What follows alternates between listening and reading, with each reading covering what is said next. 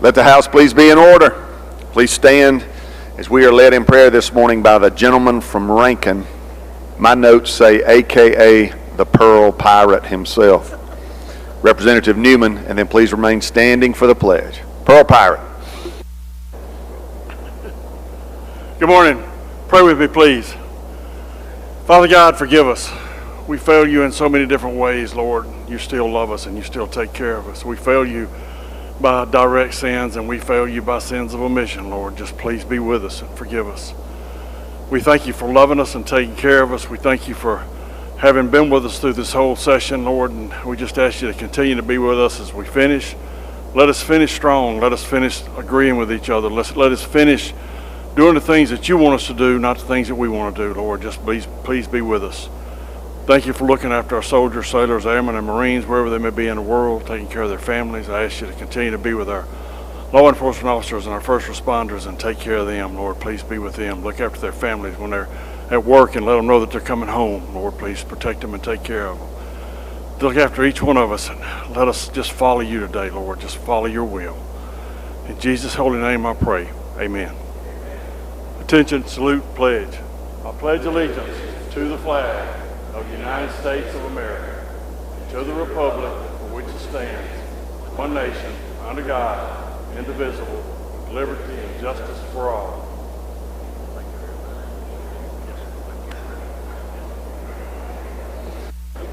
Open the machine, Madam Clerk.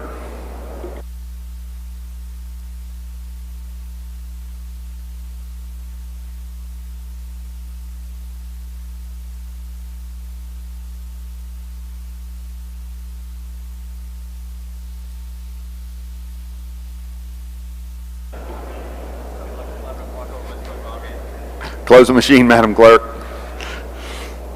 There's a quorum present, Mr. Speaker. We will have the reading of the journal. Gentleman from Rankin, Representative Powell, moves we dispense with the reading of the journal. All in favor say aye. Opposed no. The ayes have it. Report of select committees. We have none, Mr. Speaker. Report of standing committees. We have reports on the calendar, Mr. Speaker. Introduction of bills and constitutional amendments. Gentleman from Marion, Mr. Morgan.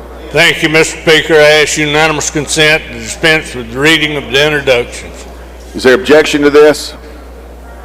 Hearing none, Mr. Clerk, we will follow that procedure. Resolutions, petitions, memorials, and other papers. We have none, Mr. Speaker. Introduction of guests and visitors. I don't see any guests or visitors today. Clerk reminds me this is like an Ole Miss 11 a.m. kickoff. Some people may not get here till the second quarter, gentlemen from Panola. They'll be late if they do. All right, we will go to the calendar. Gentleman from Jackson is ready to go. Ladies of the House, good morning. Look for a busy day. I come to you this day. We will be working appropriation conference reports for the majority of the state agencies and the institutions. The total, I want y'all to listen, total general funds budget is approximately $7.030 billion, an increase of 5.8% above last year.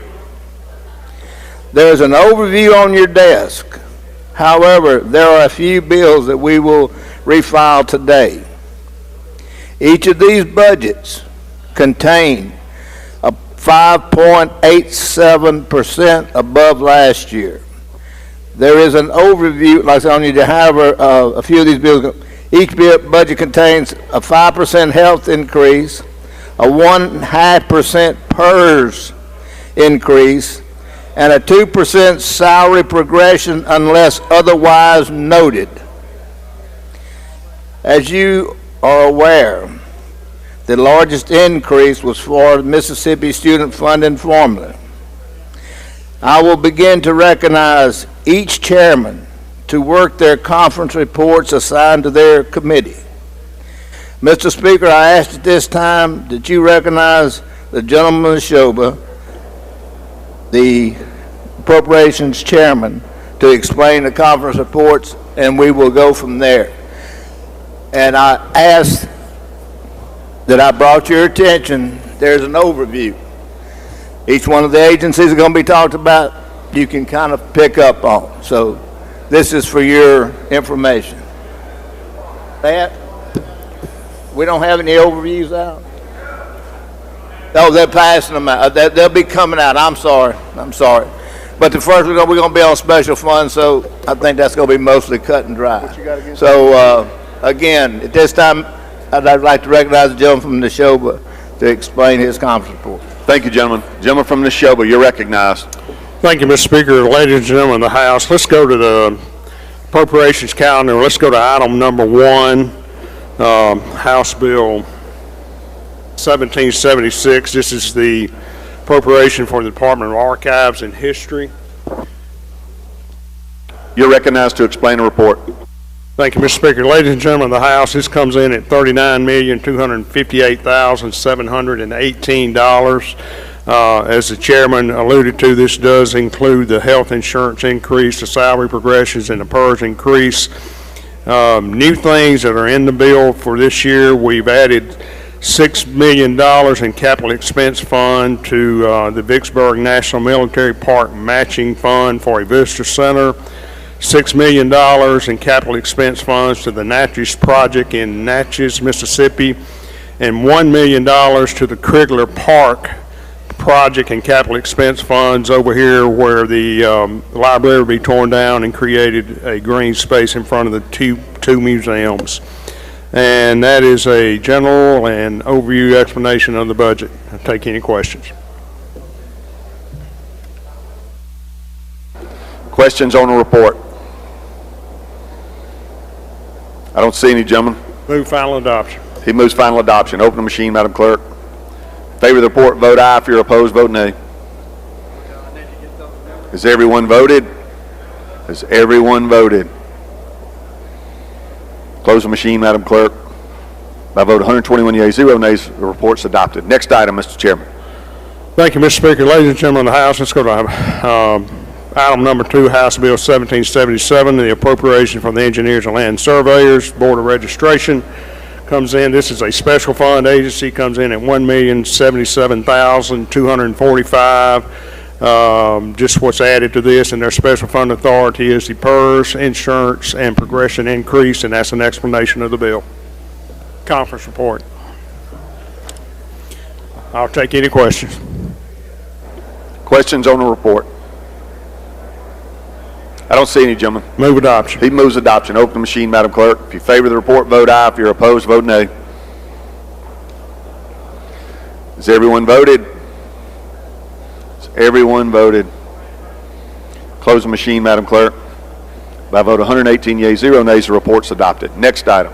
Thank you, Mr. Speaker. Ladies and gentlemen, let's go to item number 3, House Bill 1778. This is the appropriations for the Department of Environmental Quality. They are a general fund agency with a huge infusion of federal funds. Their budget comes in at $271,933,537. It includes the agency progressions, health insurance increases, and PERS increase. We have allocated $60,000 in capital expense funds for them to replace some of their IT servers, and the language is in there for the thing that we always look for in this. We have funded the Clean Water Matching Grant at $5,541,000, and that is an explanation of the conference report, Mr. Speaker. Questions on the report? I don't see any, gentlemen. Move final adoption. He moves adoption. Open the machine, Madam Clerk. In favor of the bill, vote aye. If you're opposed, vote nay. Has everyone voted? Has everyone voted? Close the machine, Madam Clerk. By vote 119 yeas, 0 nays, the report's adopted. Next item, Mr. Chairman. Thank you, Mr. Speaker. I'd like to go to item number 4, House Bill 1780. This is the appropriation for the Forestry Commission. Ladies and gentlemen, this budget comes in at $31,567,241. This is an increase over LBR of $3.23 million. And let me explain a little bit of what we did there. I know that on the bottom level of their pay scale for foresters and firefighters and everything else, they were at a low rate of pay. We are infusing salary money into them to get them up to the SEC minimum on that, and we have also added language that there is that with that money, any employee making over $70,000 cannot be awarded a pay increase, and badly needed the Forestry Commission to get them back up, and I think we did a good job on this one, and I'll take any questions. Questions on the report? I don't see any questions, gentlemen. Move final adoption. He moves adoption. Open the machine, Madam Clerk. In favor of the report, vote aye. If you're opposed, vote nay. Has everyone voted? Has everyone voted? Close the machine, Madam Clerk. I vote 121 yeas, 0 nays. The report's adopted. Next item. I'd like to go to item number 5, House Bill 1781. This is the appropriation for the Grand Gulf Military Monument Commission. None of you ever been down and see that little jewel in Port Gibson, Mississippi. You need to go see it. But with that, we come in at $404,449 over base. This is to cover the increase in salaries, PERS increase, progressions, and we have also added $400,000 in capital expense fund and contractual services for park renovations and repairs that are needed there. And that is an explanation of the conference report. I'll take any questions. Questions on the report? I don't see any, gentlemen. Move adoption. He moves adoption. Open the machine, Madam Clerk. In favor of the report, vote aye. If you're opposed, vote nay. Has everyone voted? Has everyone voted? Close the machine, Madam Clerk. By vote 120 yeas, 0 nays, the report's adopted. Next item. Thank you, Mr. Speaker. Let's go to item number 6, House Bill 1782. This is the appropriation for the State Port Authority at Gulfport. This comes in at $68,428,304. This is $9,348,000 above LBR base. The biggest part of this, we had no increase in general funds, and this, ladies and gentlemen, we did give them authority to escalate federal funds as it come in for improvements at the port and different projects that they got going on. That escalation in federal fund authority is granted at $66,734,000, and that's an explanation of the conference report, Mr. Speaker. Questions on the report? I don't see any, gentlemen. Move adoption. He moves adoption. Open the machine, Madam Clerk. In favor of the report, vote aye. If you're opposed, vote nay. Has everyone voted? Has everyone voted? Close the machine, Madam Clerk. By vote 120 yeas, 0 nays, the report's adopted. Next item, Mr. Chairman. Thank you, Mr. Speaker. I'd ask unanimous consent to skip item number 7 and go to item number 8.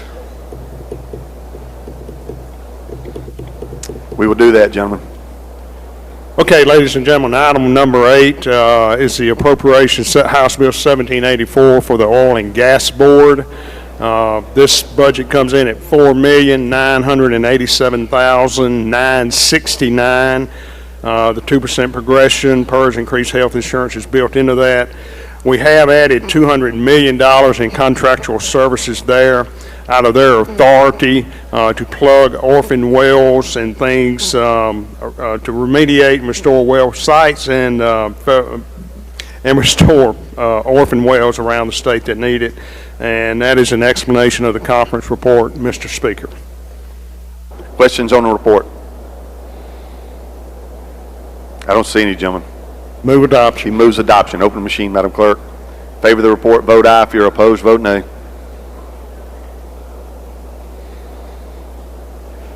Has everyone voted? Has everyone voted? Close the machine, Madam Clerk. By vote 121 yeas, 0 nays, the report's adopted. Next item. Ladies and gentlemen of the House, let's go to item number 9, House Bill 1785. This is the appropriation for the Pat Harrison Waterway District. This is also a special fund agency. Theirs comes in at $8,055,463. This is a $998,000 above base. Obviously, all the health insurance, PERS, progressions is included in that. And we have included authority of $700,000 to repair bathhouses and to do some give them authority on some dam repairs they need to do. And that is an explanation of the conference report. Questions on the report? I don't see any, gentlemen. Move adoption. He moves adoption. Open the machine, Madam Clerk. In favor of the report, vote aye. If you're opposed, vote nay. Has everyone voted? Has everyone voted? Close the machine, Madam Clerk. By a vote of 118 yeas, 3 nays, the report's adopted. Next item. Thank you, Mr. Speaker. Ladies and gentlemen, let's go to item number 10, House Bill 1786. This is the appropriation for the Pearl River Valley Water Supply District. They are also a special fund. Their budget comes in at $25,191,367. This is a $5.7 million increase. Biggest part of that increase comes in capital expense funds. We are granting them $4 million in authority to build a new office building out here around the reservoir. Their office building is close to 60 years old. And then we are granting $1,750,000 in capital expense funds to do some dredging in Pelahatchie Bay and some of the critical areas of the reservoir. And that is an explanation of the conference report, Mr. Speaker. Questions on the report? I don't see any, gentlemen. Move adoption. He moves adoption. Open the machine, Madam Clerk. In favor of the report, vote aye. If you're opposed, vote nay. Has everyone voted? Has everyone voted? Close the machine, Madam Clerk. By a vote of 120 yeas, 0 nays, the report's adopted. Next item, Mr. Chairman. I'd like to go to item number 11, House Bill 1787. This is the conference report for the Public Service Commission. Comes in at $5,481,816, $98,525 above the base level of funding. Progression, insurance, PERS, and then we added $78,246, which is needed to, $5,799 to fully fund the commissioner's salary increase that we passed last year. And that is a explanation of the report, Mr. Speaker. Questions on the report? Gentleman from Marshall, Mr. Faulkner. Thank you, Mr. Speaker. Gentleman Yield. Yes, sir. Can I get their total amount again, please? The total amount and all of their funds was $5,481,816. Thank you, sir. No questions. Move adoption. He moves adoption. Open the machine, Madam Clerk. In favor of the report, vote aye. If you're opposed, vote nay. Has everyone voted? Everyone voted. Close the machine, Madam Clerk. By a vote of 120 yeas, 0 nays, the report's adopted. Next item. Go to item number 12, House Bill 1788. This is the appropriations for the public utility staff. It comes in at $2,746,616, and 3 normal things. Health insurance, PERS, progressions is built into this. It's an increase of $190,685. That comes in, we allocated $80,000 in authority to do some work for the 2 projects that we had up in Madison County earlier, and then just some contractual things that they need to do, and that's an explanation of the conference report. I'll take any questions. Questions on the report? I don't see any, gentlemen. Move adoption. He moves adoption. Open the machine, Madam Clerk. In favor of the report, vote aye. If you're opposed, vote nay. Has everyone voted? Has everyone voted? Close the machine, Madam Clerk. By a vote of 120 yeas, 0 nays, the report is adopted. Next item. Thank you, Mr. Speaker. I'd like to go to item number 13, House Bill 1789. This is the appropriation for the Soil and Water Conservation Commission. Ladies and gentlemen of the House, even though they are a general fund agency, the biggest part of their money is federal money infusion. Their budget comes in at $38,263,155. This is an increase of $12,919 over base. Biggest part of this increase comes in federal funds, contractual services for planning and design and construction for federal conservation programs they have going.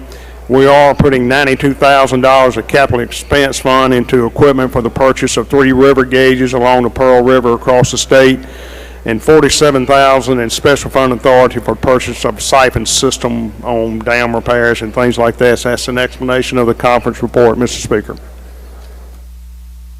Questions on the report? I don't see any, gentlemen. Move adoption. He moves adoption. Open the machine, Madam Clerk. Favor the report, vote aye. If you're opposed, vote nay. Has everyone voted? Has everyone voted? Close the machine, Madam Clerk. By vote 118 yeas, 0 nays, the report's adopted. Next item, Mr. Chairman. Okay, I'd like to skip the next item, which has been recommitted, and go to item number 16, House Bill 1792. This is the appropriation for the Yellow Creek State Inland Port Authority. They are a special fund agency, Mr. Speaker. They come in at $28,692,399. We have given them escalation authority of, we've given them escalation authority to put aside for some projects that they have coming up there at the Yellow Creek Port, and that's an explanation of the conference report.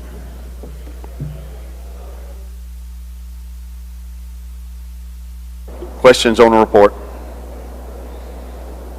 I don't see any, gentlemen. Move adoption. I'm sorry, lady, do you have a question on this bill? I'll get right to you. Move adoption. Open the machine, Madam Clerk. If you favor the report, vote aye. If you're opposed, vote nay.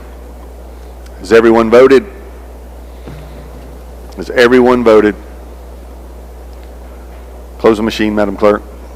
By vote 119 yeas, 0 nays, the report's adopted. Lady from DeSoto, Ms. Remack.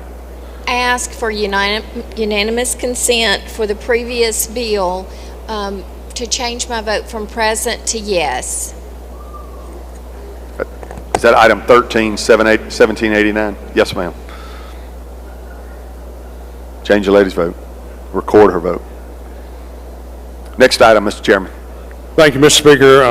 Ladies and gentlemen, I'd like to go back, and I'm sorry I skipped over item 14 inadvertently, House Bill 1789. This is the conference report for the Tom Bibby River Valley Water Management District.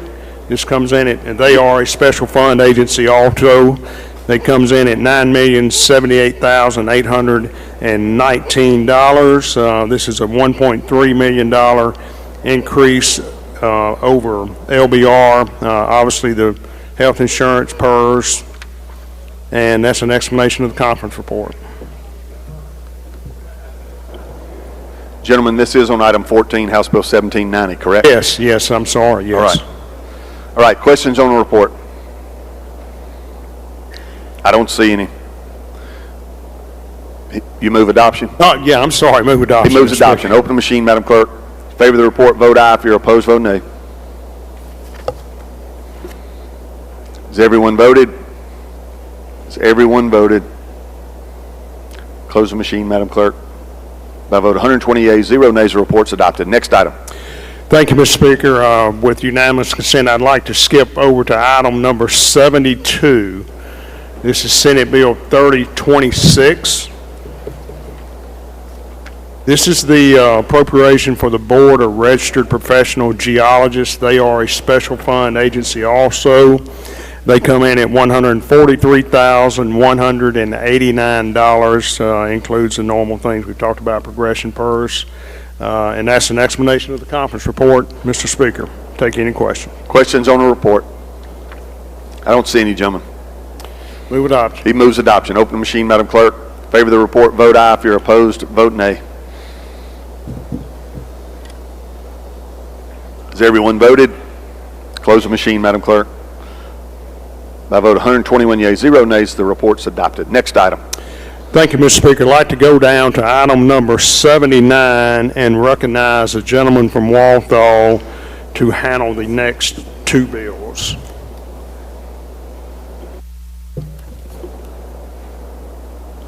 Gentleman from Walthall, you're recognized.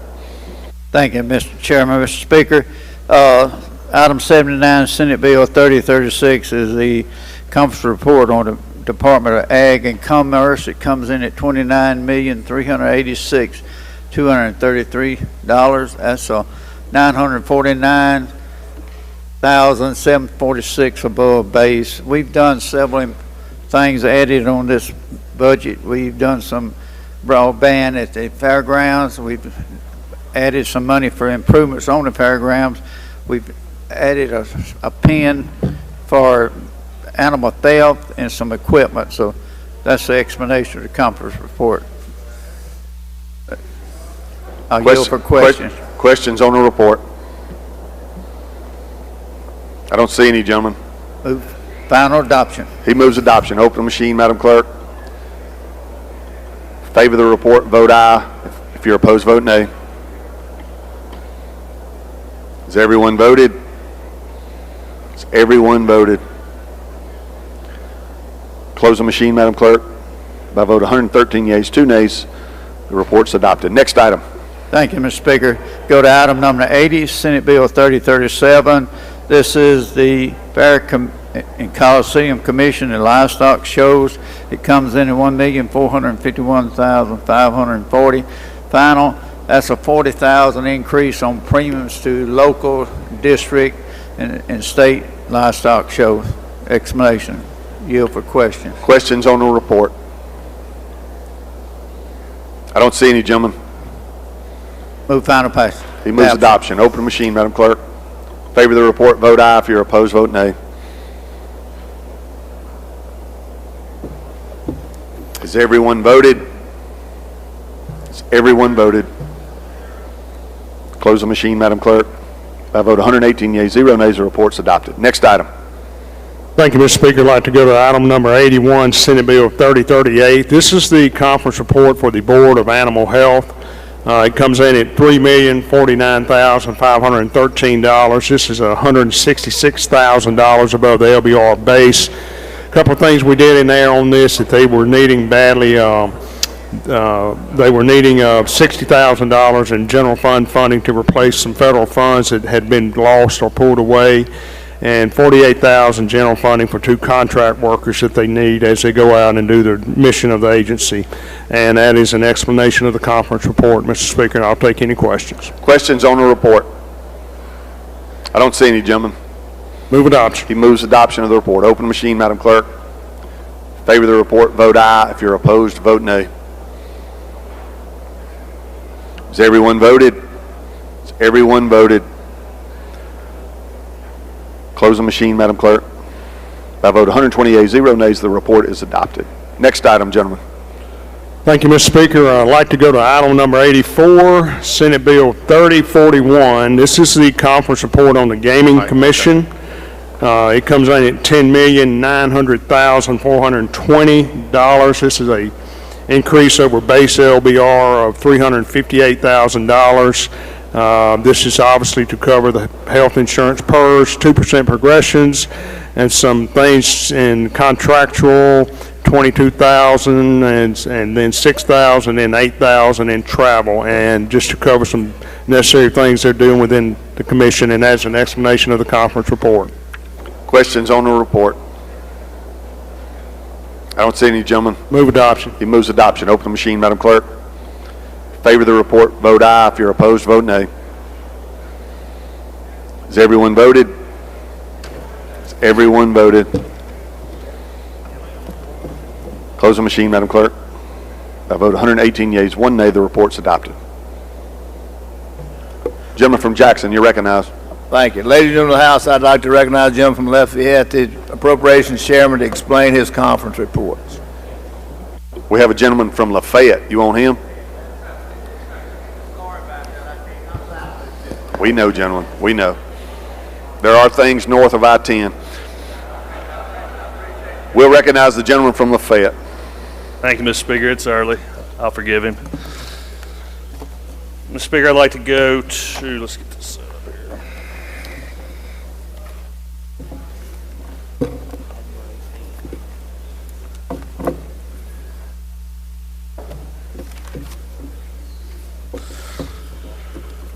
Speaker, if we could go to item 18, conference report for Child Protective Services. You're recognized to explain that report. Ladies and gentlemen, final action came in at $320,744,931. All of these have, as the chairman said, the salary progressions, health insurance, and PERS increase. If it's okay with you all, unless otherwise noted, just assume that. And in addition to that, we had $2,374,000 of vacancy funding, general funds, and $456,960 in foster board maintenance payments. And that's an explanation. Questions on the report? I don't see any, I'm sorry. Lady from Jones? You're recognized for a question. Thank you so much. Can you please tell us, I can't remember, this escalation in funds for Child Protective Services, what was that for again? The escalation in the increase. 2% salary increases. And so there are not going to be any, I thought that they came in and testified that they were going to need to hire a significant number of social workers. Is that in this bill? We did not add any So we head didn't do counts it? here. We just did the salary progressions All right, across the thank board. you.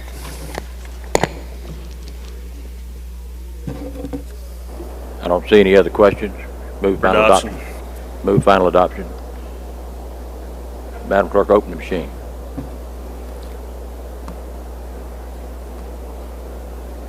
Vote yea if you're for it. Vote nay if you're against it.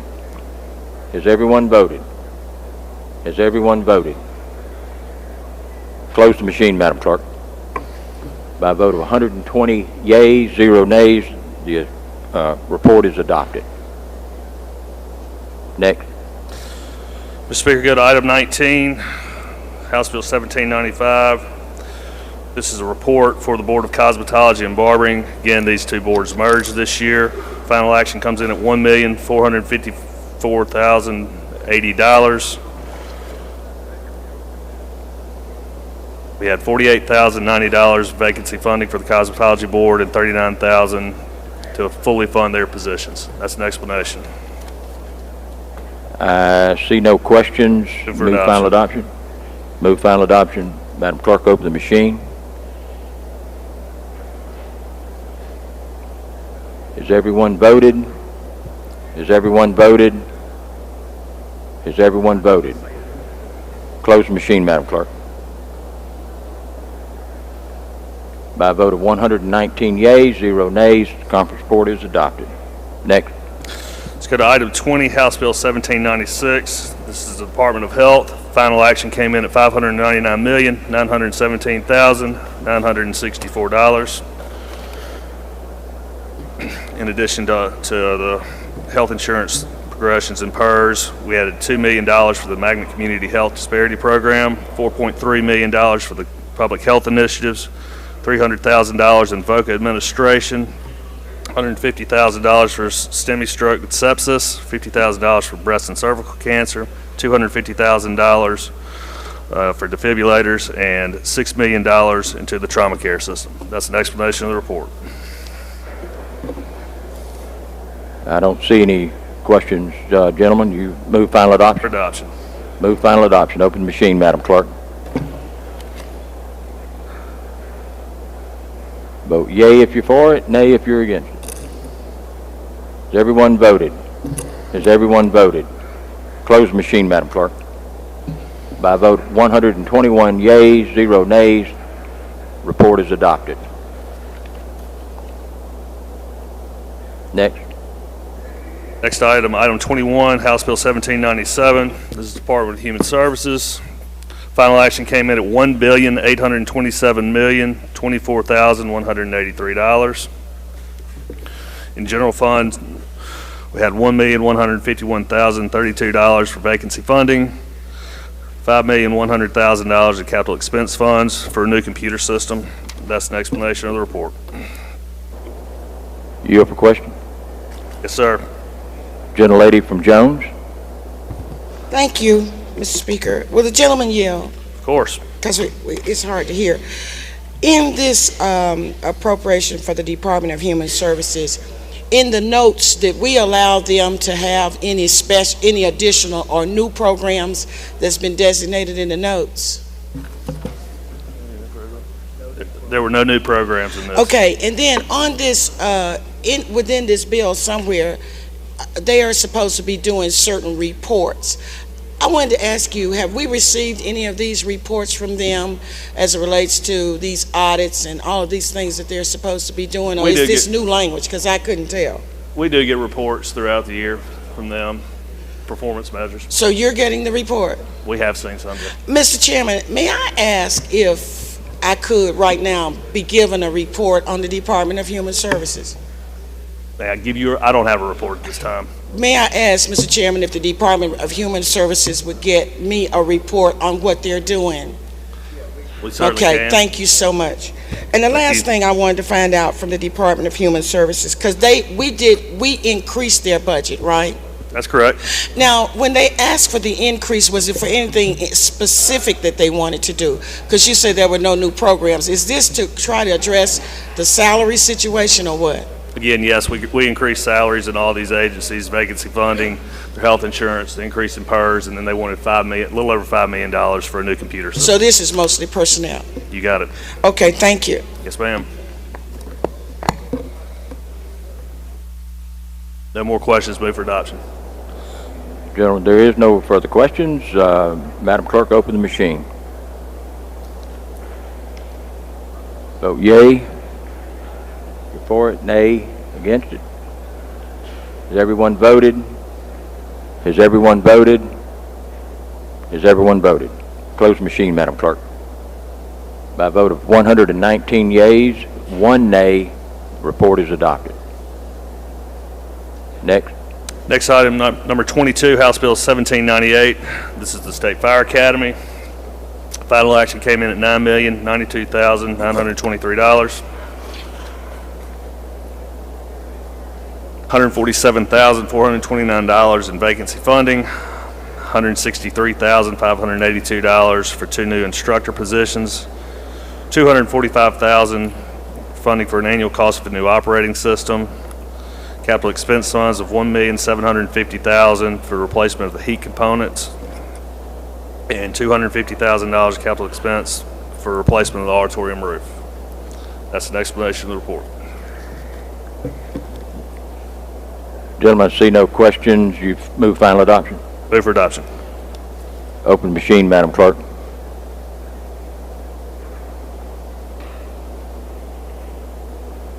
Has everyone voted? Has everyone voted? Has everyone voted? Close machine, Madam Clerk. By a vote of 120 yeas, 0 nays, report is adopted. Next. Next item, item 23, House Bill 1799. This is appropriation for the Department of Insurance. Final action came in at $22,068,556. Had $153,600 general funds for salary for 2 head counts because of the prior authorization mandate we had out of Senate Bill 2140. $45,854 for vacancy funding for an investigator. $61,080 of funds for actuarial fees. $8,000 increase for travel. $52,000 general funds for contractual and prior authorization mandate. $25,000 for smoke alarms. $120,500 for some new vehicles. $3 million of general funds for the LoSAP program, and $5 million of special funds for hurricane mitigation program fund. That's an explanation of the report. Gentlemen, I don't see any questions. You move final adoption. Move for adoption. Open the machine, Madam Clerk.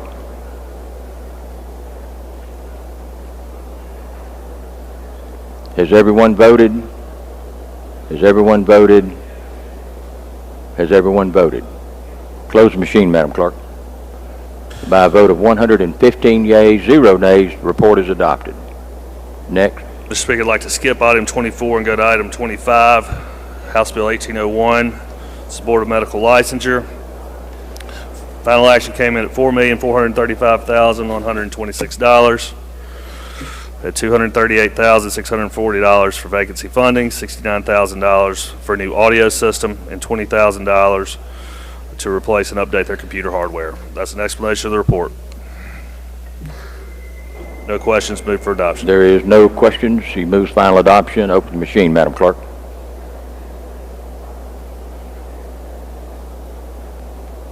Has everyone voted? Has everyone voted? Has everyone voted? Close the machine, Madam Clerk. By a vote of 119 yeas, 1 nay, conference report's adopted. Next. Go to item 26, House Bill 1802. This is the appropriation for the nursing home administrators. Final action came in at $208,007. There are no changes aside from the salary progressions, health insurance, and PERS. That's an explanation of the report. If there are no questions, move for adoption. See no questions. Move final adoption. Yes, sir. Open the machine, Madam Clerk.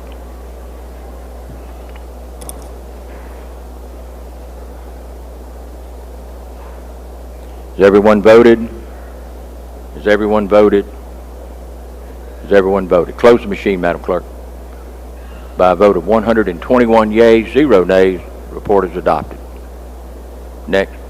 Next item, where are we? Is item 27, House Bill 1803. It's the Board of Nursing. Final action came in at $5,586,080.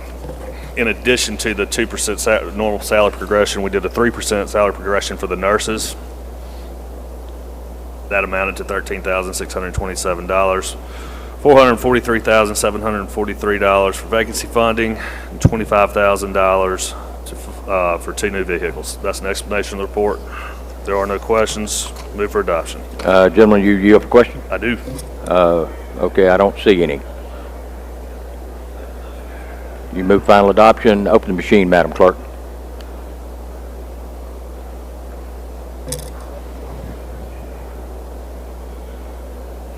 Has everyone voted?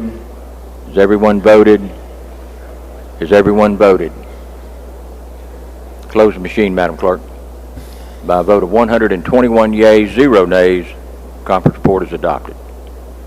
Next. Next item, item 28, House Bill 1804. This is the Board of Optometry.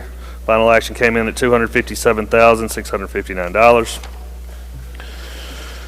Had a $25,000 increase for contractual services for new office space, lease, and furniture. That's an explanation of the conference report. Don't see any questions. Move for final adoption. Open the machine, Madam Clerk.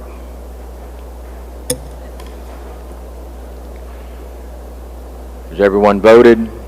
Has everyone voted? Has everyone voted? Close the machine, Madam Clerk. By a vote of 121 yeas, 0 nays, conference report's adopted. Next. Next item, item 29, House Bill 1805. It's the Physical Therapy Board. Final action came in at $353,517. A $12,278 increase for salaries for vacancy funding, and $10,000 increase for contractual services for a licensing system support. That's an explanation of the report. I'll yield for questions. If there are none, move for adoption. See no question. He moves final adoption. Open the machine, Madam Clerk.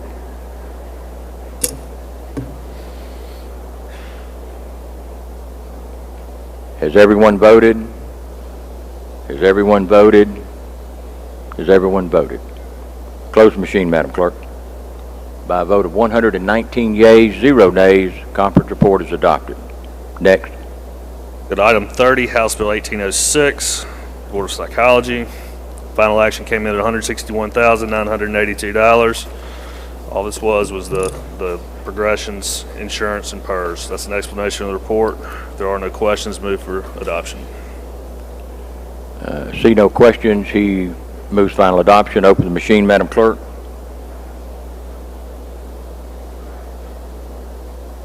Has everyone voted? Has everyone voted? Has everyone voted? Close the machine, Madam Clerk. By a vote of 121 yeas, 0 nays, conference report's adopted. Next. Next item, item 31. This is the Real Estate Appraisers Board. Final action came in at $793,207. If you remember, the Home Inspector Board merged with them. We have $30,000 to replace a vehicle, $50,000 salary increase for a new customer service rep, $20,000 transfer from the Real Estate Commission for a travel increase, $30,000 to transfer from the Real Estate Commission for another vehicle, and $159,000 transfer from the Real Estate Commission for operational expenses. That's an explanation and report. I'll yield for questions. If there are none, move for adoption. I see no questions. He moves final adoption. Open the machine, Madam Clerk.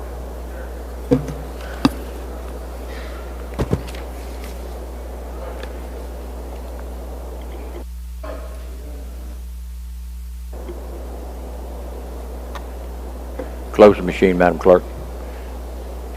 By a vote of 119 yeas, 0 nays, conference report's adopted.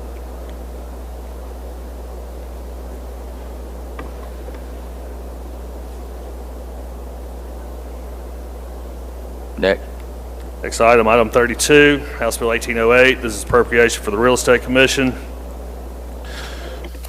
Final action came in at $1,816,725. We had $28,000 for purchase of a vehicle. That's an explanation of the report. Move for adoption if there are no questions. Gentlemen, I don't see any questions. Move final adoption. Open the machine, Madam Clerk.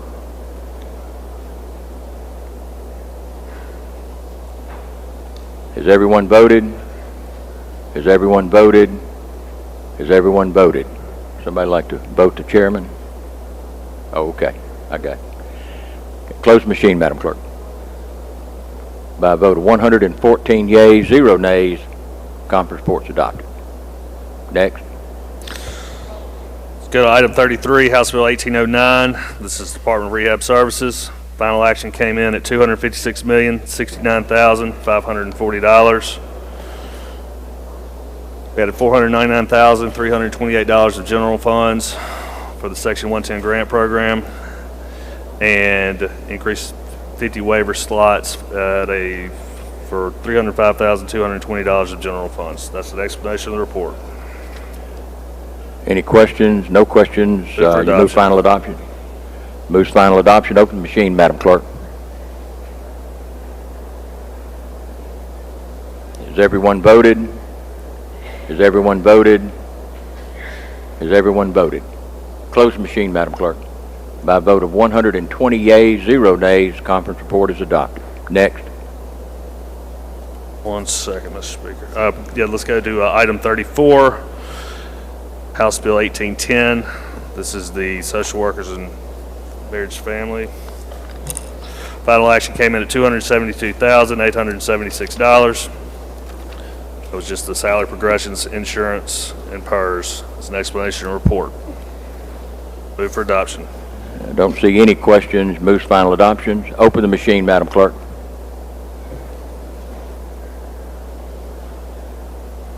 Has everyone voted? Has everyone voted? Has everyone voted? Close the machine, Madam Clerk. By a vote of 121 yeas, 0 nays, conference report is adopted. Next. Mr. Speaker, with unanimous consent, I'd like to go to item 60. Senate Bill 3014. You're recognized, gentlemen. This is the appropriation for the University of Mississippi Medical Center. We had final action came in at $1,912,344,007. Added $25,024,350 of special funds to restore some LBR cuts. $4 million of general funds was added for the NCI status for the Cancer Institute. $100,000 capital expense fund for the Rare Disease Task Force, and $2 million spending authority for the Burns Center. That's an explanation of the report. Any questions? See no questions, gentlemen. Move final passage. Open the machine, Madam Clerk.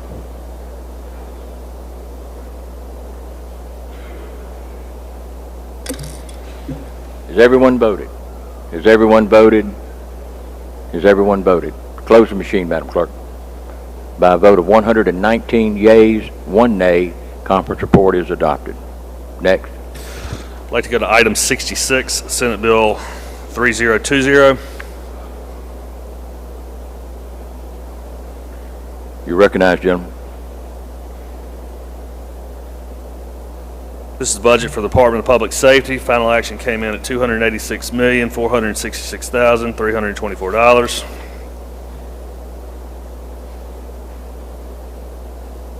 General funds, we added $3,071,575. This is vacancy funding to get the Capitol Police Force up to 187 officers.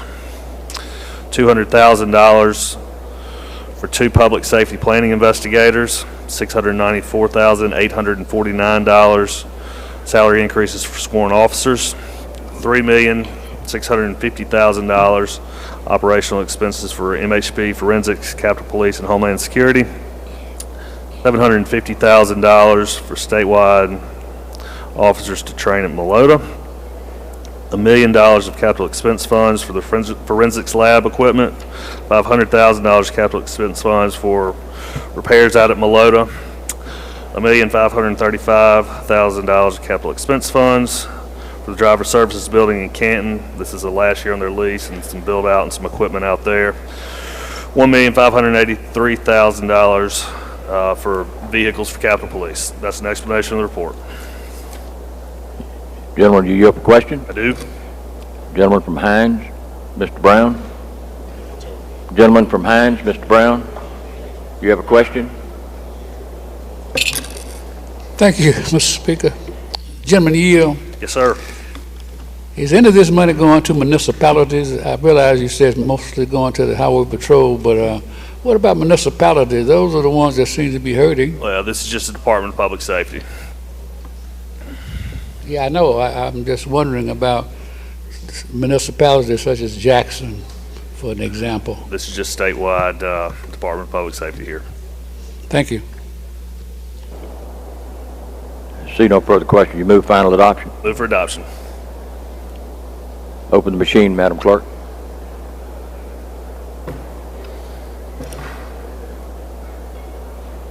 Has everyone voted? Has everyone voted? Close the machine, Madam Clerk. By a vote of 121 yeas, 0 nays, the conference report is adopted. Next. Next item 67, Senate Bill 3021. This is Department of Mental Health. Final action came in at $691,628,428. General funds, we added $1,392,944 for 100 new waiver slots. $4 million of general funds for forensic staffing. $861,425 for their residency program. $10,204,391 to maintain some recurring waivers that are already there. $2,500,000 for some operational needs, and capital expense funds of $25,000 for Narcan distribution. That's an explanation of the report. Gentlemen, you have a question? Yes, sir. Gentleman from Lawrence, Mr. Evans, you're recognized. Thank you, Mr. Speaker. Gentleman Yield. Yes. Gentlemen, was there any extra appropriation under this bill for additional beds at the state hospital at Whitfield? No, sir, there was not here. I think we'll address that later on. Thank you.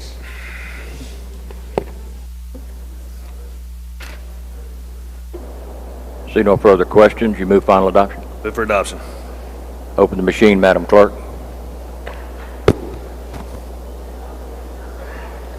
Has everyone voted? Has everyone voted? Has everyone voted? Close the machine, Madam Clerk. By a vote of 121 yeas, 0 nays, conference report is adopted. Next. Mr. Speaker, I'd like to skip and go to item 74, Senate Bill 3029. You recognize, gentlemen. This is appropriation for the Board of Licensed Professional Counselors. Final action came in at $377,775. This is simply the progressions, PERS, and health insurance. That's an explanation of the report. If there are no questions, move for adoption. See no questions, move final adoption. Open the machine, Madam Clerk.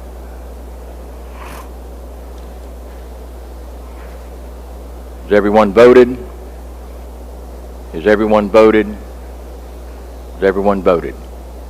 Close the machine, Madam Clerk.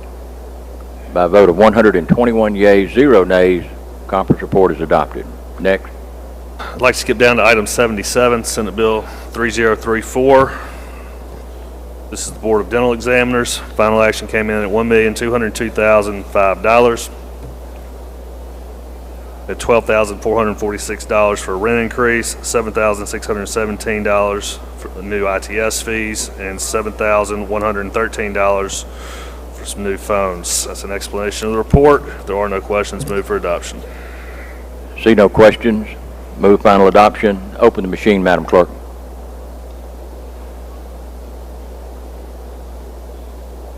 Has everyone voted? Has everyone voted? Has everyone voted? Close the machine, Madam Clerk. By a vote of 120 yeas, 0 nays, conference report is adopted. Next. Item 78, Senate Bill 3035. This is the Board of Pharmacy. Final action came in at $3,943,666. We had $57,058 to restore some base cuts and salaries. If there are no questions, move for adoption. See no questions. Move final adoption. Open the machine, Madam Clerk.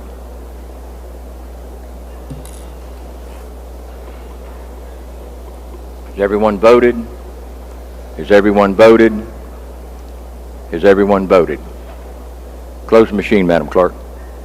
By a vote of 118 yeas, 0 nays, conference report is adopted. Next. I'd like to skip to item 82, Senate Bill 3039. You recognize, gentlemen. This is Department of Corrections. Final action came in at $463,029,664. Capital expense funds of $7,500,000 to replace some locks. $11,618,351. Increased costs for medical service contract. Additional $2,097,656 in general funds to bring the regionals up. It's a 3% increase. It got them up to the max of $3,271. $1,700,000 in services to implement a parole software deal they're using. $1,085,119 in general funds to increase the per diem at Wilkinson. $1,500,000 in special fund authority to increase the farming capacity at Parchman. $2,250,000 for actual commodity increase for the inmate welfare fund. That's an explanation of the report. You have a question, gentlemen? I do. Gentleman from Tallahatchie, Mr. Rosebud. Thank you, Mr. Speaker. Would the gentleman yield? Certainly. Gentlemen, did anyone give you all explanations for the dire needs for increases at the Department of Corrections? Yes, sir. We've had plenty of hearings and reports from the commissioner. Is it any way possible that that information could be given? Because I think it might be some discrepancies in it that need to be addressed before he ever asks for another increase. We'll be happy to share anything that we have with you and come to Thank you, any of gentlemen. the hearings. Thank you. Gentleman from Holmes, Mr. Clark. Would a gentleman yield? Yes, sir. Gentlemen, I apologize. I was trying to listen. Can we go back to the regionals? Yes, sir. What was the increase, or was there an increase for the regionals? There was. We did a 3% increase for a total of $2,097,656. It got them up to the statutory limit of $3,271. $3,271, and that would be for all of the regionals in this. But it got everybody.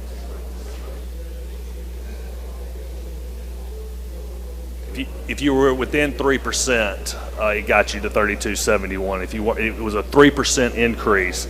If you were within 3%, it got you to $3,271. If you were closer than that, you're already at $3,271. But it left the others just at a 3% increase. Okay, can you say that one again? I apologize. 3% increase. If you were within 3%, you got to the $3,271. Some were already within 3% of 3271, so we just got them to there. And others that they weren't that close, it just got them up by 3%. Okay, so the ones that was already there, they did not get an increase? No, sir. 3271 as high as we could go. Thank you, gentlemen.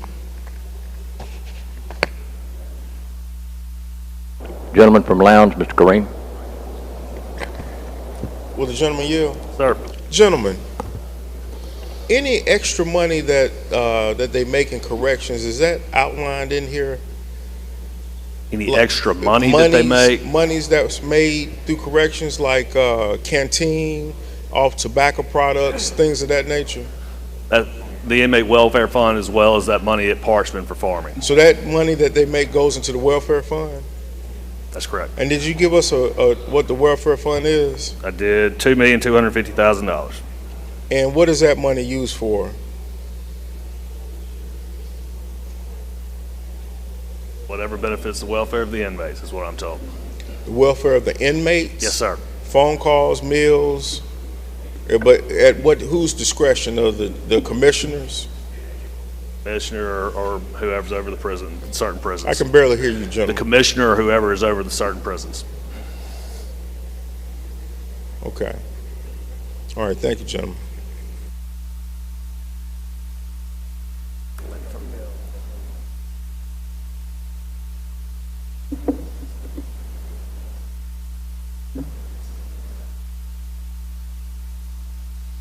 Gentleman from Harrison, Mr. Felcher. Gentleman, yield. Yes, sir. How much of this $400 million is medical?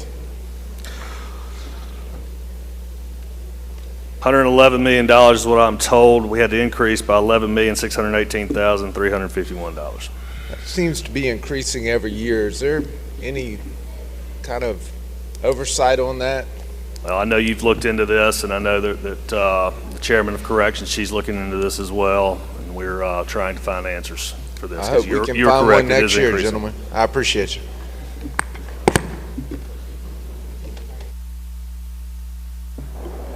Gentleman from Jefferson, Mr. Harness. Gentleman from Jefferson, Mr. Harness. Yes. Gentleman from Marshall, Mr. Faulkner. Thank you, Mr. Speaker. Gentleman yield. Yes, sir, from my neighbor. I just want to piggyback off the question of the gentleman from Lowndes. This tobacco that's being sold, products being sold in prisons, do we know exactly how much money that the Department of Corrections is making from this sales?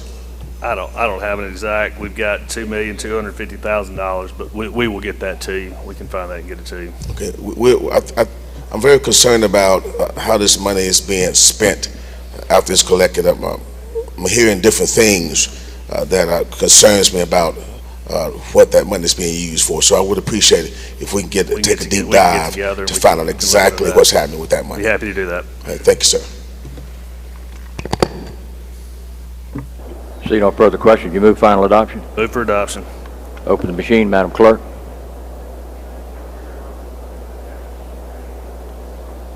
Has everyone voted? Has everyone voted? Has everyone voted? Close the machine, Madam Clerk.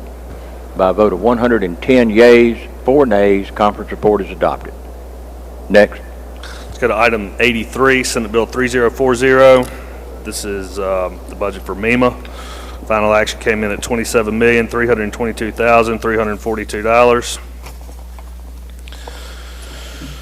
$322,303 general funds to restore LBR vacancy cuts, and $75,000 capital expense funds for a new vehicle. That's an explanation of the report. There are no questions. Move for adoption. See no questions. Moves final adoption. Open the machine, Madam Clerk.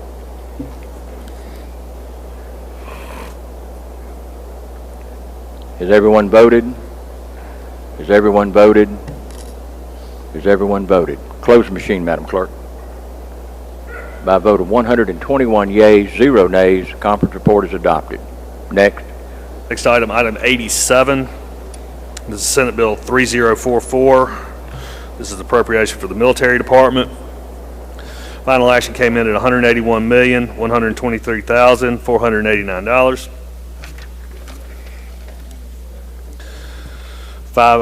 General funds, $330,958 to restore LBR cuts.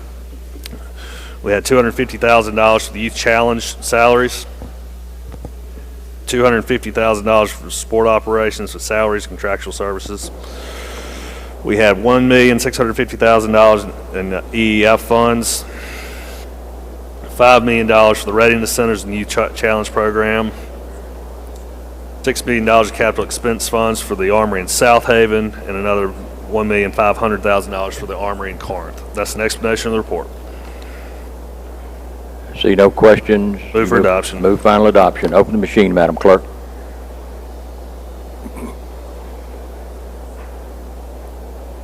Has everyone voted?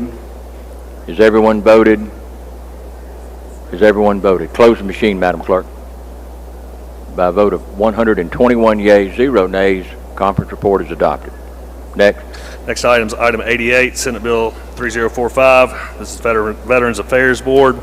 Final action came in at $11,328,076. $60,059 general funds to restore some base cuts, and $2.5 million capital expense funds in an effort to relocate the Veterans Home to some property out in Rankin County. That's an explanation of the report. See no questions. Move for final adoption. Move final adoption. Madam Clerk, open the machine. Has everyone voted? Has everyone voted? Has everyone voted? Close the machine, Madam Clerk. By a vote of 121 yeas, 0 nays, conference report is adopted. Next. Mr. Speaker, that concludes my part of appropriations. But while I'm here, if I can I go to the in-conference appropriations general bills? You're recognized, gentlemen. Go to item 1, House Bill 1618, and move to recommit. Okay, the motion is to recommit House Bill 1618. Yes, sir. All those in favor say aye. All opposed, nay. Ayes have it. Bill's recommitted.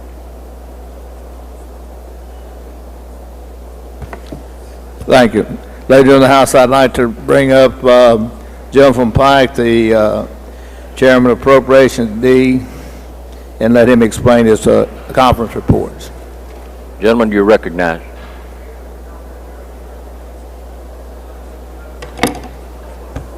Thank you, Mr. Speaker. Thank you, Mr. Chairman. I'd like to go to item number 35, House Bill 1811, and this is the conference report for the appropriation of the Athletic Commission.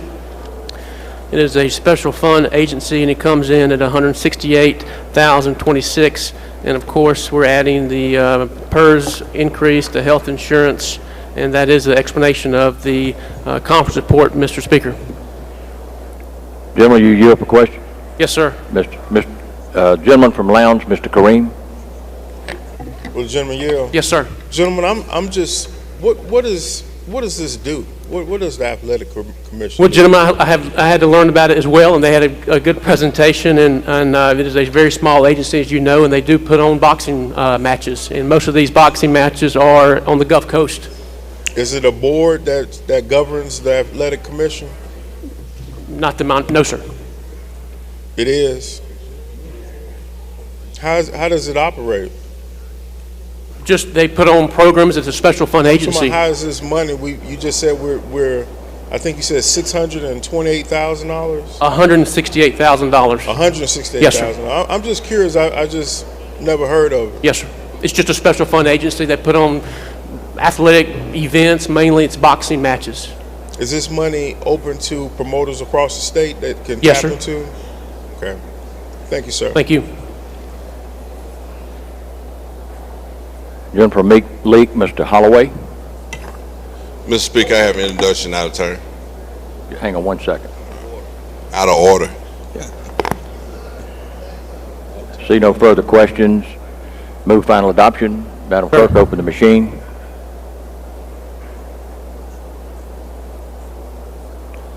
Has everyone voted? Has everyone voted? Has everyone voted? Close the machine, Madam Clerk. By a vote of 118 yeas, 0 nays, the conference report is adopted. Thank you. Mr. Holloway, just for a Thank you, Mr. Speaker. Ladies and gentlemen of the House, in the North Gallery, we have the Mississippi Silverbacks. They are our very own professional ABA basketball team. This past season, they went 11-6 on their season. But what's so impressive about this team is, out of 122 teams across the U.S., they went to the ABA playoff final in their first year, fell short by 3 points, double overtime in the ABA finals. Now, this team consists of players across Mississippi.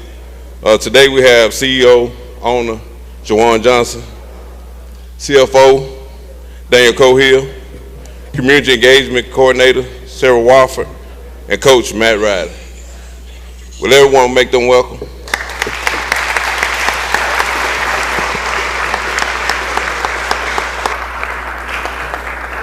welcome to your capital. Gentlemen, you're recognized. Thank you, Mr. Speaker. Mr. Speaker, will you please recognize the lady from Omit to handle the next 3 conference reports?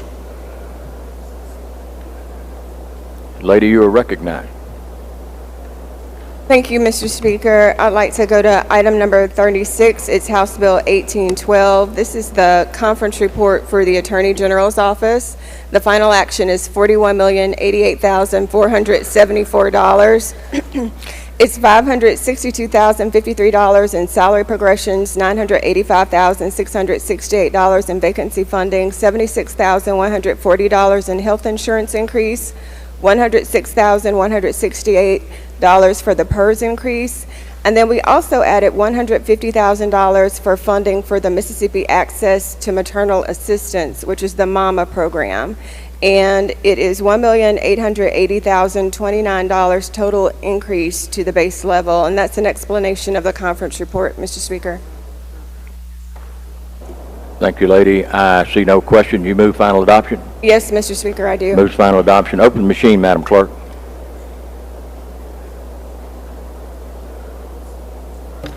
Has everyone voted? Has everyone voted? Has everyone voted? Close the machine, Madam Clerk. By a vote of 117 yeas, 0 nays, conference report is adopted. Next. Thank you, Mr. Speaker. I'd like to go to item 37, House Bill 1814. This is the conference report for the Office of Capital Post-Conviction Counsel. The final action is $2,255,058. It's $18,461 for salary progressions, $2,430 for the health insurance increase, $3,606 for the PERS increase, $215,258 to restore LBR cuts, a total increase of $239,755. And that's an explanation of the conference report, Mr. Speaker. Thank you, lady. See no questions. You move final adoption? Yes. Move final adoption. Open the machine, Madam Clerk.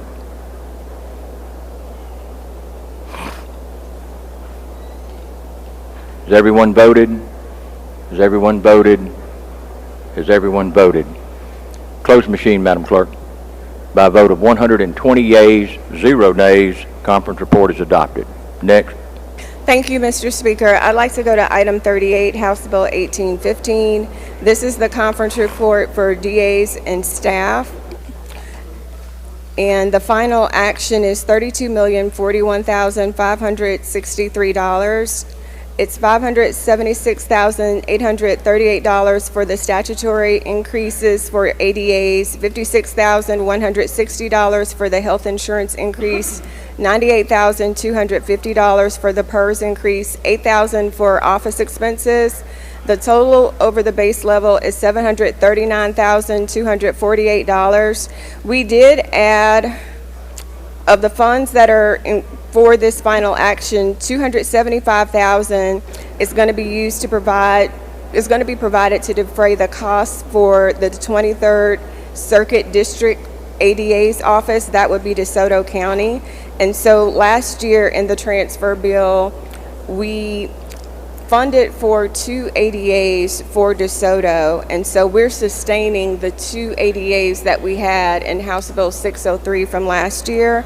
And then also, of the funds that are appropriated in this conference report, the office expenses for the district attorneys is going to be funded in the amount of $1,674,000, and that's $8,000 above what we did last year to fund the 2 temporary ADAs for Hinds County. And that's an explanation of the conference report, Mr. Speaker. Thank you, lady. I see no questions. You move final adoption? Yes, Mr. Speaker. Move final adoption. Open the machine, Madam Clerk. Has everyone voted? Has everyone voted? Has everyone voted? Close the machine, Madam Clerk. By a vote of 120 yeas, 0 nays, the conference report is adopted. Next.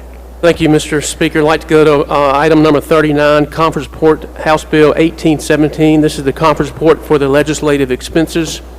Final action is $37,472.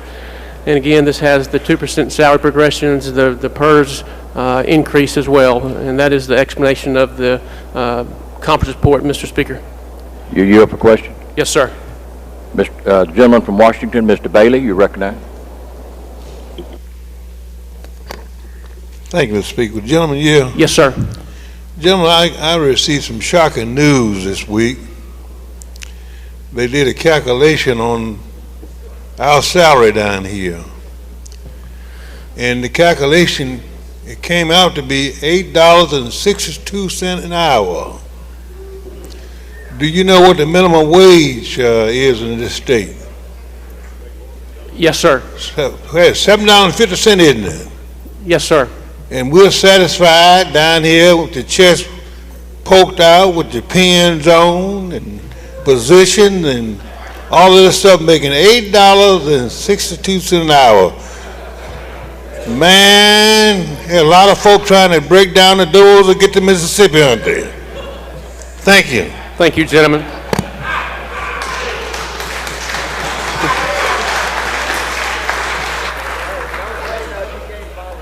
I move final passage, Mr. Speaker. Open the machine, Madam Clerk. If you favor the report, vote aye. If you're opposed, vote nay. Has everyone voted? Has everyone voted? Close the machine, Madam Clerk. By a vote of 118 yeas, 0 nays, the report's adopted. Next item, Mr. Chairman. Thank you, Mr. Speaker. I'd like to go to item number 40, Conference Report, House Bill 1818. This is the conference report for the appropriation for the Public Employees Retirement System. This is a special fund agency, and it comes in at $20,968,000. This, again, is just dealing with the agency, and again, this has the salary progressions and also the health insurance and the PERS increase as well.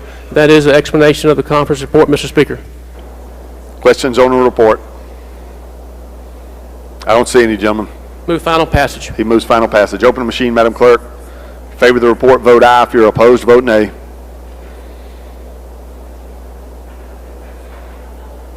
Has everyone voted? Has everyone voted? Close the machine, Madam Clerk. By a vote of 121 yeas, 0 nays, the report's adopted. Next item, Mr. Chairman. Thank you, Mr. Speaker. I'd like to go to item number 41, House Bill 1819. This is the conference report for the State Public Defender. Will you please recognize a lady from the MIT to handle this bill? Lady from the MIT is recognized to explain the report. Thank you, Mr. Speaker. Mr. Speaker, ladies and gentlemen of the House, the conference report for the Office of State Public Defender, the final action is $4,614,947. $48,592 is in salary progressions, $6,750 for the health insurance increase, $11,440 for PERS increase, $235,926 to establish the Youth Defender Program, $144,000 is for operational expenditures, but the purpose of the operational expenditures, this $144,000, is actually for a parent defender program that the office is requesting. $60,000 is funding for the Hinds County Public Defender's Office. The total increase to the base level is $506,708, and that's an explanation of the conference report. Questions on the report? Gentleman from Jefferson, Mr. Harness. Thank you, Mr. Speaker. With the lady yield. Yes, definitely. Lady, is there any hope that we could drastically increase salaries for public defenders in this state? There was a bill and there was some discussion about doing that earlier during the session. I think throughout this session also, there's been some discussion about somehow looking at a statewide public defenders program. So all of that is being discussed, gentlemen. So hopefully we'll be able to do something in the future. Thank you, lady. You're welcome. I don't see any further questions, lady. I move adoption. She moves adoption. Open the machine, Madam Clerk. If you favor the report, vote aye. If you're opposed, vote nay. Has everyone voted? Has everyone voted? Close the machine, Madam Clerk. By a vote 118 yeas, 1 nay, the report's adopted. Next item, lady. Mr. Speaker, I'd like to go to item 42, House Bill 1820. You're recognized to explain a report. Thank you, Mr. Speaker. This is the conference report for the Office of the Supreme Court Services. There are actually 6 budgets in this conference report. For the Office of the Supreme Court Services, the final action is $8,606,461. Their salary progressions of $148,162. The salary to fully fund current field positions, $50,270. Health insurance increase of $18,090. And the PERS increase of $28,023 for a total increase of $244,545. For the continuing legal education budget, the final action is $171,252, $11,360 for salary progressions, $540 for the health insurance increase, and $495 for the PERS increase, for the total increase of $12,395. The Supreme Court trial judges, the final action is $41,396,127. $1,480,636 is for salary progressions for past increases, $3,270 for the judge staff allowance pay increase of $30,000 per judge for 109 judges, $29,430 for the health insurance increase, and $89,694 for the PERS increase, for the total increase of the base of $4,869,760. And there is also an amount included in this budget of $130 per year per judge for allowance increase as well. For the Court of Appeals, the final action is $7,149,253, $130,932 for salary progressions, $140,878 for salary to fully fund current field positions, $15,660 for the health insurance increase, $24,779 for the PERS increase. The total increase to the base level is $312,249. For the AOC, the final action is $44,994,984, $64,962 for salary progressions, $9,180 for the health insurance increase, $12,175 for the PERS increase, $260,150 for youth court computers and IT equipment, and $342,874 for permanent CCID judges. This is providing 2 full-time CCID inferior court judges and 1 part-time judge for the CCID inferior court. For the Board of Bar Admissions, the final action is $369,916.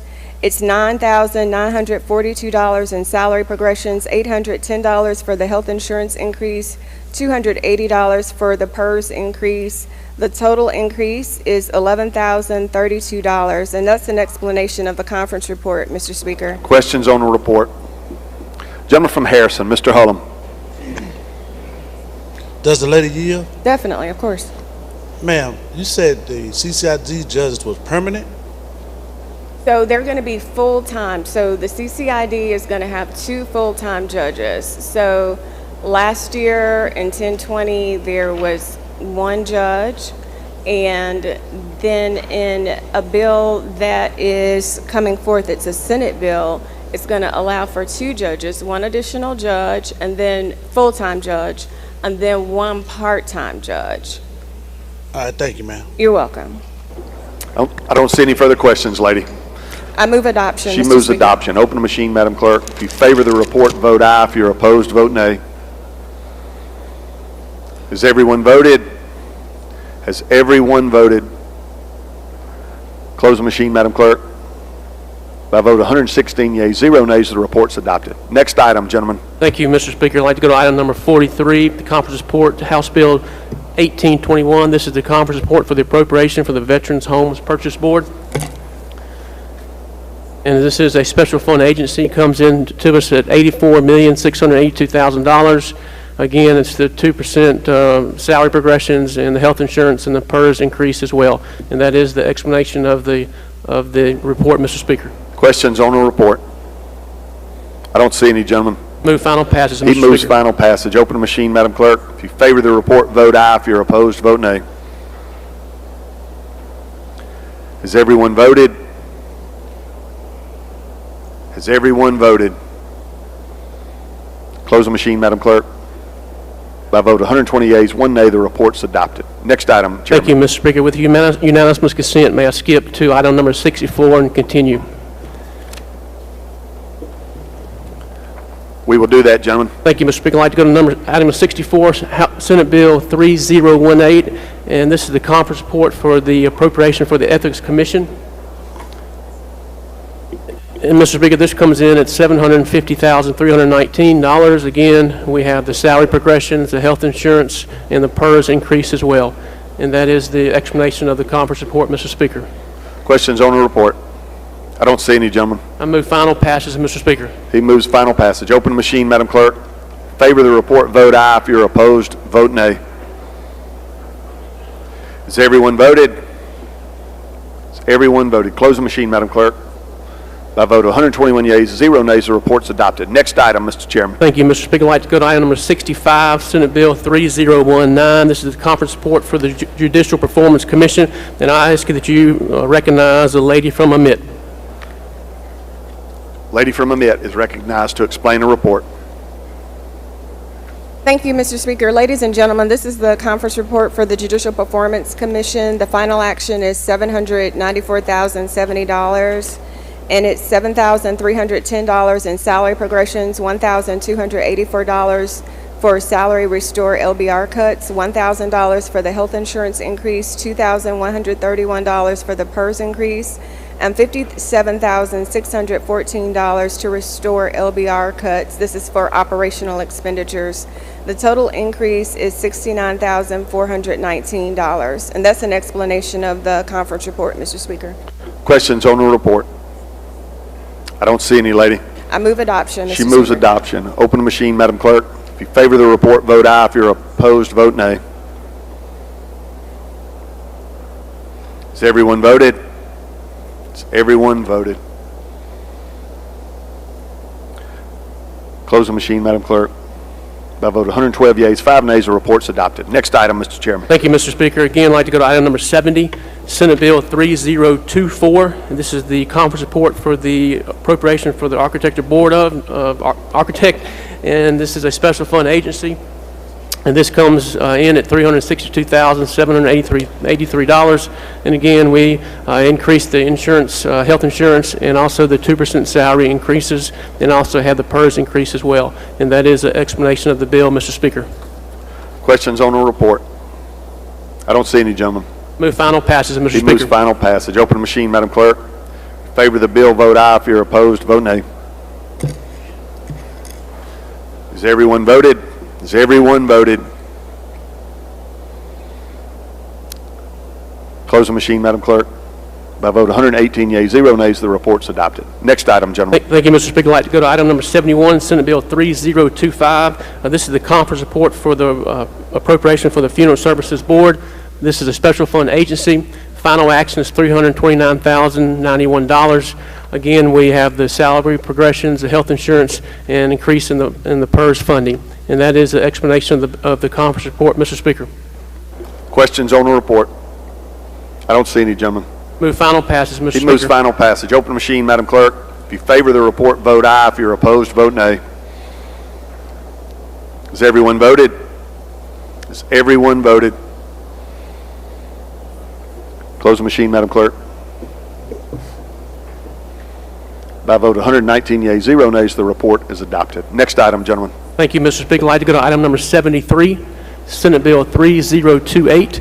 This is the conference report for the Motor Vehicle Commission. This is a special fund agency. Final action is $376,531. Again, we are increasing the health insurance, also the PERS increase, and also has the 2% salary progressions. And so that is the explanation of the conference report, Mr. Speaker. Questions on the report? I don't see any, gentlemen. Move final passage, Mr. Speaker. He moves final passage. Open the machine, Madam Clerk. Favor the report, vote aye. If you're opposed, vote nay. Has everyone voted? Has everyone voted? Close the machine, Madam Clerk. By a vote of 121 yeas, 0 nays, the report is adopted. Next item, gentlemen. Thank you, Mr. Speaker. I'd like to go to number 75, Senate Bill 3030. This is the Accountancy Board of Public Accountants. This is, again, a special agency report, board. Final action is $750,674. And again, we are increasing the health insurance, the 2% salary progressions, and also the PERS as well. And that is the explanation of the conference report, Mr. Speaker.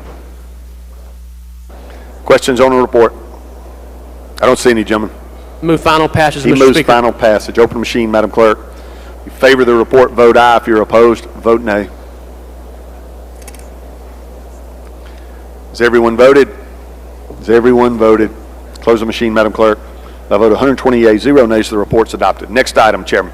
Thank you, Mr. Speaker. I'd like to go to item number 76, Senate Bill 3031. This is the conference report for the Board of Contractors. This is a special fund agency as well. Final action is $4.3 million for this agency. Again, we have the health insurance increases along with the 2% for the salary progressions as well, along with the PERS increase as well. So that is an explanation of the conference report, Mr. Speaker. Questions on the report? I don't see any, gentlemen. Move final passage. He moves final passage. Open the machine, Madam Clerk. Favor the report, vote aye. If you're opposed, vote nay. Has everyone voted? Has everyone voted? Close the machine, Madam Clerk. By a vote of 120 yeas, 0 nays, the report's adopted. Next item, Mr. Chairman. Thank you, Mr. Speaker. I'd like to go to item number 85, Senate Bill 3042. And this is the conference report for the Information Technology Services. And the final action, Mr. Speaker, is $51,903,000.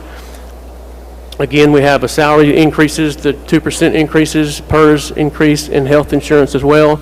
And that is an explanation of the conference report, Mr. Speaker. Questions on the report? I don't see any, gentlemen. Move final passage, Mr. Speaker. He moves final passage. Open the machine, Madam Clerk. If you favor the report, vote aye. If you're opposed, vote nay. Has everyone voted? Has everyone voted? Close the machine, Madam Clerk. By a vote of 121 yeas, 0 nays, the report is adopted. Next item, Mr. Chairman. Thank you, Mr. Speaker. I'd like to go to item number 86, Senate Bill 3043, and this is the conference report for the Personnel Board, State Personnel Board. Final action on this agency is $5.3 million. Again, this is the increase with the salary progressions, the health insurance, and also adds the PERS increase as well. And that is the explanation of the conference report, Mr. Speaker. Questions on the report? I don't see any, gentlemen. Move final passage, Mr. Speaker. He moves final passage. Open the machine, Madam Clerk. If you favor the report, vote aye. If you're opposed, vote nay. Has everyone voted? Has everyone voted? Close the machine, Madam Clerk. By a vote of 120 yeas, 0 nays, the report's adopted. Next item, Mr. Chairman. Thank you, Mr. Speaker. I'd like to go to item number 89, Senate Bill 3046. This is the appropriation for the Department of Audit. Final action is $14,184,000. Again, we have the salaries increase, the PERS increase, and also the health insurance increase as well for this agency. And that is the explanation of the conference report, Mr. Speaker. Questions on the report? I don't see any, gentlemen. Move final passage, Mr. Speaker. He moves final passage. Open the machine, Madam Clerk. If you favor the report, vote aye. If you're opposed, vote nay. Has everyone voted? Has everyone voted? Close the machine, Madam Clerk. By vote 121 yeas, 0 nays, the report's adopted. Next item. Thank you, Mr. Speaker. I'd like to go to item number 90, Senate Bill 3047. This is the conference report for the Department of Revenue. Final action on this agency is $80 million. And again, we have the added the insurance increase, the salaries progression, and also the PERS increase. And I will just say many people mentioned when they came to the hearings, this was a very good hearing with our committee. So that is the explanation of the conference report, Mr. Speaker. Questions on the report? I don't see any, gentlemen. Move final passage. He moves final passage. Open the machine, Madam Clerk. If you favor the report, vote aye. If you're opposed, vote nay. Has everyone voted? Has everyone voted? Close the machine, Madam Clerk. By vote 121 yeas, 0 nays, the report's adopted. Next item. Thank you, Mr. Speaker. I'd like to go to item number 91, Senate Bill 3048. This is the conference report for the Secretary of State. Final action with this agency is $38.6 million. Again, with the health insurance increase, the salary progressions, and also the PERS increase as well. We've worked hard on this bill, and that is the explanation of the conference report, Mr. Speaker. Questions on the report? I don't see any, gentlemen. Move final passage. He moves final passage. Open the machine, Madam Clerk. Favor the report, vote aye. If you're opposed, vote nay. Has everyone voted? Has everyone voted? Close the machine, Madam Clerk. By vote 119 yeas, 0 nays, the report's adopted. Next item. Thank you, Mr. Speaker. I'd like to go to item number 92, Senate Bill 3049. This is the conference report for the Tax Appeals Board. This agency comes in at $662,000. Again, we had the salary progressions, added the insurance, and the PERS increase as well. And that is an explanation of the conference report, Mr. Speaker. Questions on the report? I move final passage, Mr. Speaker. He moves final passage. Open the machine, Madam Clerk. Favor the report, vote aye. If you're opposed, vote nay. Has everyone voted? Has everyone voted? Close the machine, Madam Clerk. By vote 121 yeas, 0 nays, the report's adopted. Next item. Thank you, Mr. Speaker. I'd like to go to item number 93, Senate Bill 3050. This is the conference report for the Workers' Commission. Final action is $6.1 million. Again, this is the PERS increase along with the health insurance and the 2% salary progression. So that is the explanation of the conference report, Mr. Speaker. Questions on the report? I don't see any questions, gentlemen. Mr. Speaker, I move final passage. He moves final passage. Open the machine, Madam Clerk.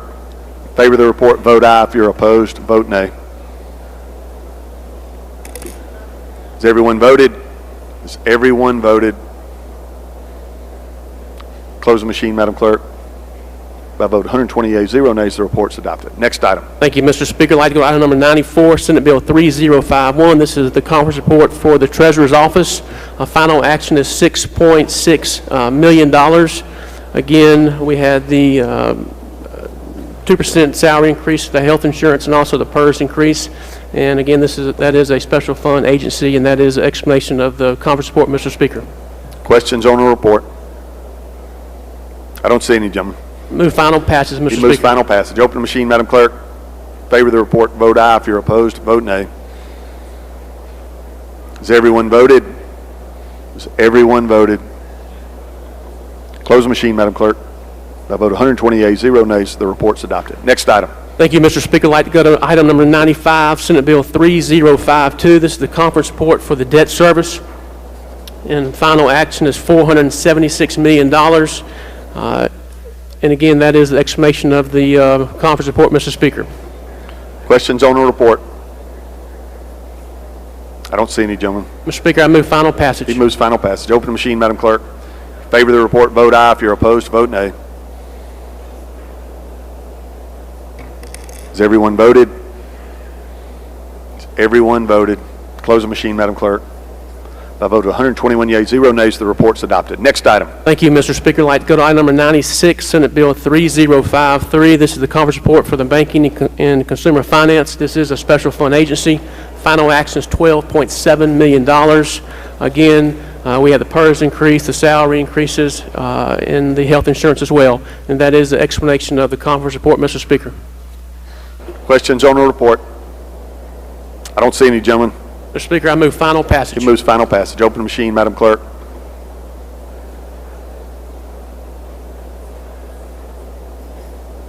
Has everyone voted? Has everyone voted? Close the machine, Madam Clerk. By a vote of 119 yeas, 0 nays, the report's adopted. Next item. Thank you, Mr. Speaker. I'd like to go to item number 98, Senate Bill 3055. This is the conference report for the governor's office. Final action is $3.8 million. Again, they had the health insurance increase, the PERS increase, and also the 2% salary progressions, and that is an explanation of the conference report, Mr. Speaker. Questions on the report? I don't see any, gentlemen. I move final passage, Mr. Speaker. He moves final passage. Open the machine, Madam Clerk. If you favor the bill, vote aye. If you're opposed, vote nay.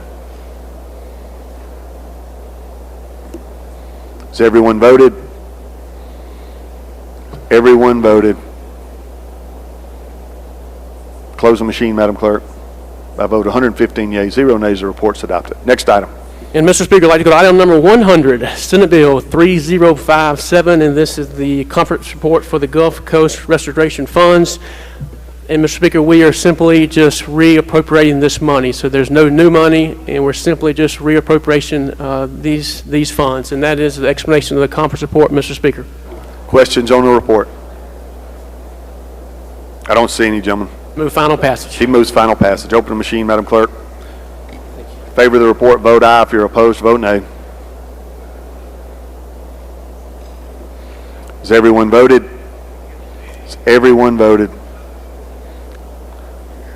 Close the machine, Madam Clerk. By a vote of 118 yeas, 1 nay, the report's adopted. Next item, Mr. Chairman. Thank you, Mr. Speaker. Ladies of the House, I'd like to recognize the gentleman from Montgomery, Chairman of Appropriations D, to explain his conference report.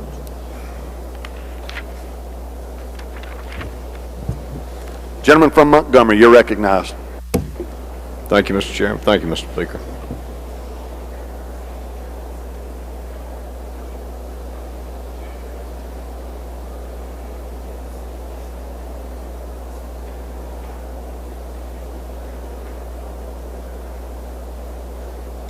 Ladies and gentlemen, Mr. Speaker, let's call up House Bill 1822, item number 44 on today's calendar. This is the appropriation conference report on the Arts Commission.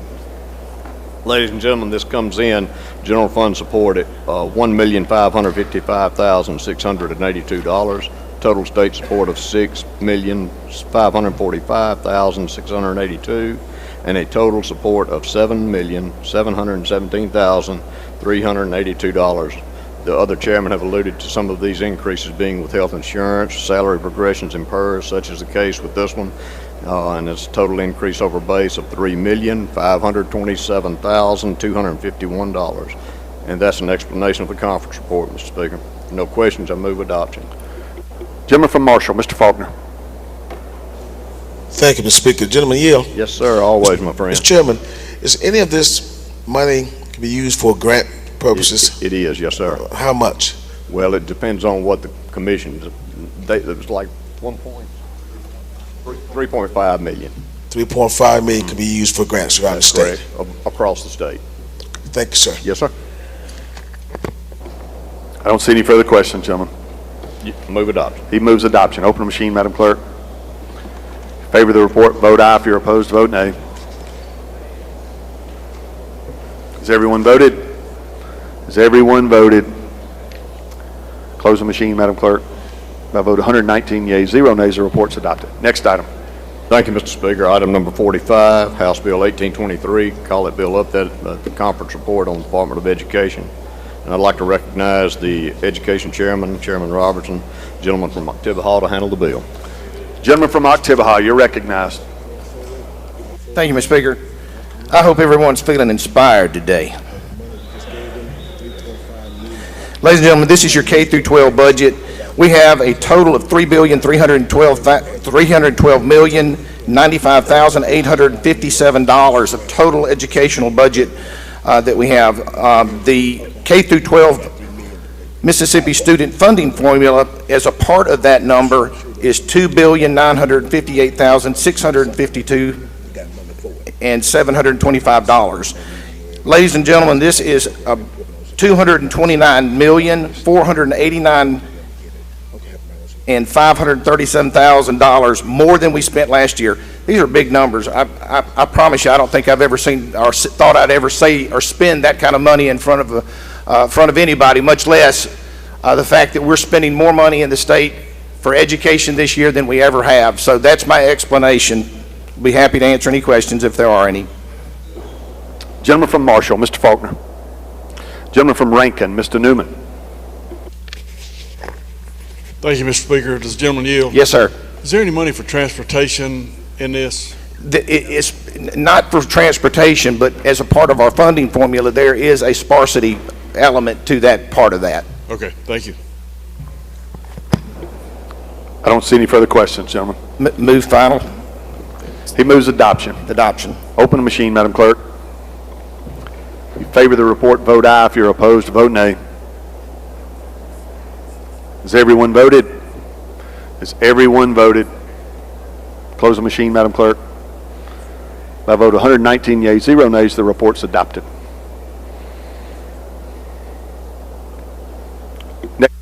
Next item, Mr. Chairman. Thank you, Mr. Speaker. Ladies and gentlemen, move to item number 46, House Bill 1824, and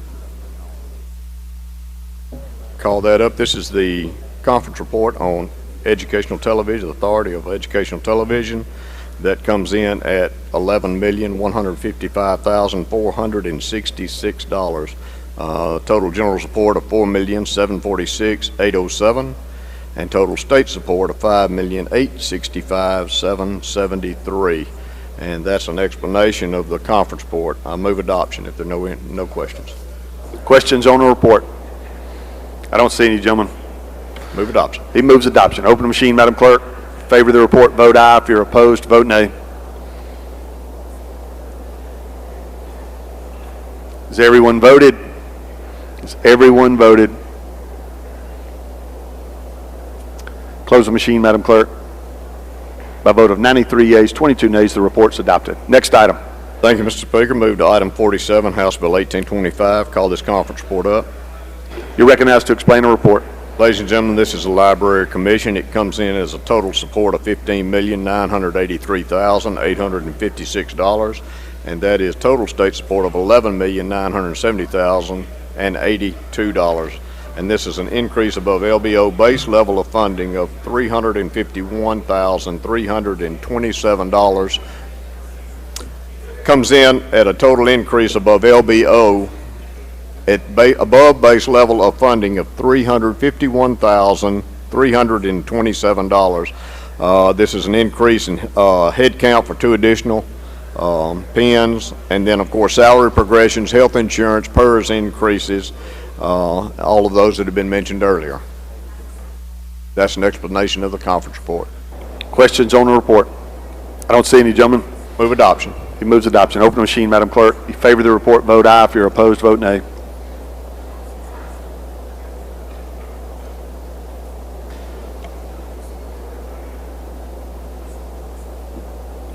Has everyone voted? Has everyone voted? Close the machine, Madam Clerk. By a vote of 118 yeas, 0 nays, the report's adopted. Next item. Thank you, Mr. Speaker. With unanimous consent, I'd like to move to item 53 on today's calendar, Senate Bill 3007. Call that conference report up. You're recognized to explain the report. Thank you, Mr. Chair. Mr. Speaker, I'd like to recognize the gentleman from Jones, Chairman of IHL, Chairman Scoggins, to handle the bill. Gentleman from Jones is recognized to explain the report.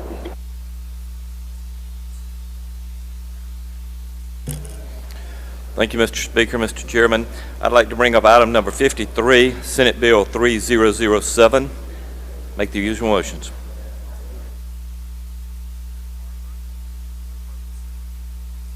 Questions on the report? I got to give the report first, sir. I just brought it up. You're recognized to explain the report. Okay, final comes in at $97,415,641. This is an increase of $3 million. Primarily that's related to salary increase, health insurance, PERS, and then some restoration of some LBR cuts that for the Gulf Coast Research Lab. And that concludes my recommendation. Questions on the report? Lady from Lincoln, Ms. Curry. Thank you, Mr. Speaker. Would the gentleman yield? Yes, ma'am. What are subsidiary programs for IHL? I am glad you asked that question. Thank you. There's about 15 or so different programs that are real small programs that are considered in this. It's considered the Center for Advanced Vehicular Systems, Supercomputer Network,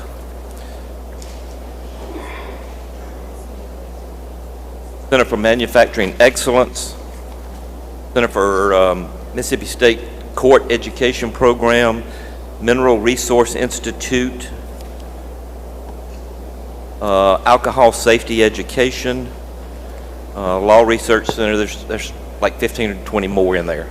But it's all real small programs that only have just a few people that working for them, so it's all included in the IHL subsidiary programs. Thank you. I don't see any further questions, gentlemen.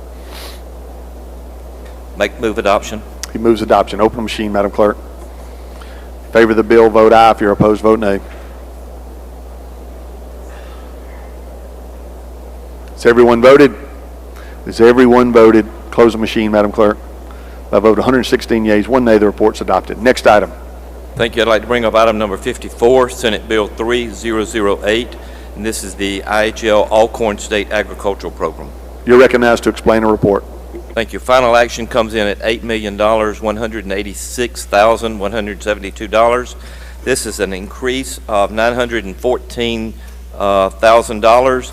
And again, that comes in with salary progressions, health insurance, PERS increase, and operational expenditures. That concludes my... Questions on the report? I don't see any, gentlemen.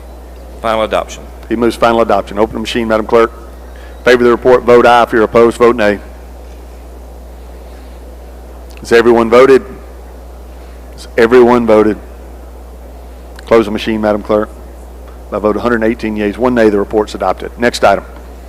I'd like to bring up Senate Bill 3009, the Appropriations IHL Mississippi State University Agriculture and Forestry Experiment Station. You're recognized to explain the report. Final action on this one comes in at $34,858,915. This is again an increase of $937,000. Again, salary progression, health insurance, and PERS all account for that increase. That concludes my recommendation. I don't see any questions. He moves final adoption. Open the machine, Madam Clerk. If you favor the report, vote aye. If you're opposed, vote nay. Has everyone voted? Has everyone voted? Close the machine, Madam Clerk. By vote 118 yeas, 1 nay, the report's adopted. Next item. Thank you, sir. I'd like to bring up item number 56, Senate Bill 3010. This is appropriation for IHL Mississippi State University Cooperative Extension Service. You're recognized to explain the report. Thank you, sir. Final action on this bill comes in at $47,981,585. Again, an increase of $1,372,000. Again, comes in with salary progression, health insurance, PERS, and operational expenditures. Questions on the report? I don't see any, gentlemen. Move for final adoption. He moves final adoption. Open the machine, Madam Clerk. In favor of the report, vote aye. If you're opposed, vote nay. Has everyone voted? Has everyone voted? Close the machine, Madam Clerk. By vote 117 yeas, 0 nays, the report's adopted. Next item. Thank you, sir. This item number 57 comes in Senate Bill 3011, appropriations for Mississippi State University Forest and Wildlife Research Center. Final action comes in at $8,594,237. Again, an increase of $1,204,315 for salary progression, health insurance, and PERS. Questions on the report? I don't see any, gentlemen. Move for final action. He moves final passage. Open the machine, Madam Clerk. If you favor the report, vote aye. If you're opposed, vote nay.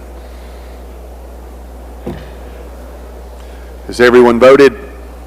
Has everyone voted? Close the machine, Madam Clerk. By vote 119 yeas, 0 nay, the report's adopted. Next item, Mr. Chairman.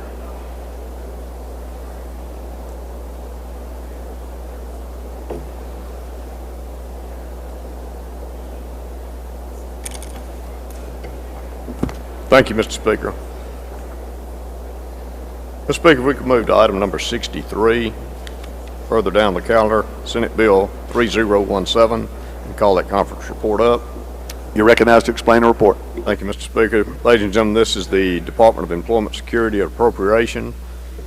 This has two budget units involved in it, so I'll go over each one of them but separately so that you know. The first unit is the Department of Employment and Securities, and it comes in general support funds at $1,800,000, and total state support is $1,800,000 for a total of $138,605,708, and that's an explanation of that budget unit. I'll move to the other budget unit, which is Office of Workforce Development, and it has a general support fund of $20,986,205 and total state support of $21,386,205 for a total support of $40,386,205. Now these all include the health insurance increases, of course, PERS increase, salary progressions, and increase for tracking accountability systems, IT systems that they're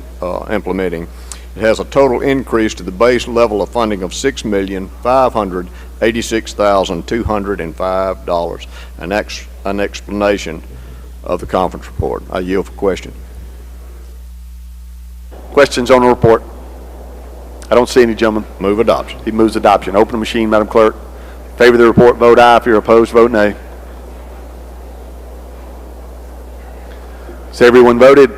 Has everyone voted? Close the machine, Madam Clerk. By vote 121 yeas, 0 nays, the report's adopted. Next item. Appropriation E yields.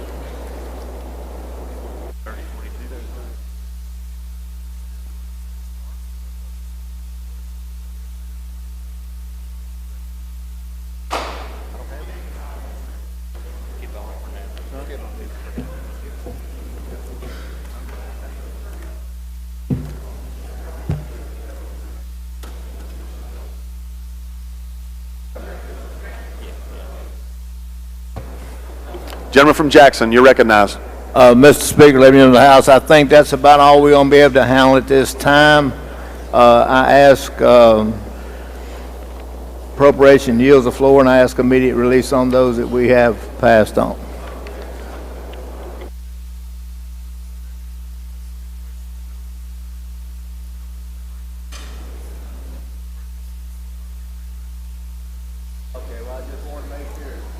It's not necessary, gentlemen. They're a conference report. They're not going anywhere, and they got a day to hold them. So,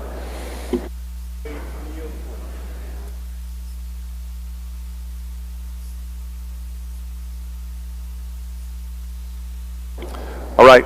That concludes the chairman's work on the appropriations calendar for now. Does any chairman have an item on the general? Gentleman from Jackson, Chairman of State Affairs, you're recognized.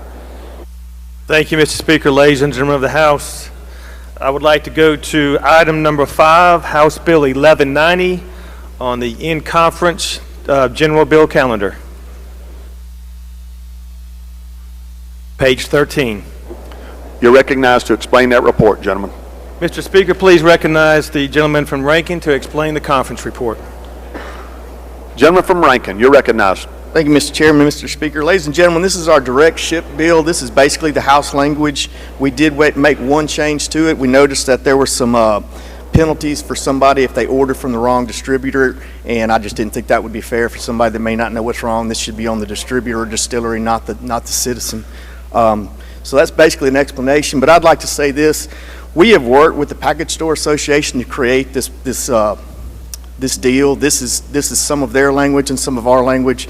So if your package store people are calling you and telling you that it's taken away from their stock, that is simply not true. This is stuff that ABC cannot carry, and I'd just like to explain that. And if you're getting blown up by them, please have them call your senators. They seem to be the problem over here. So that's an explanation.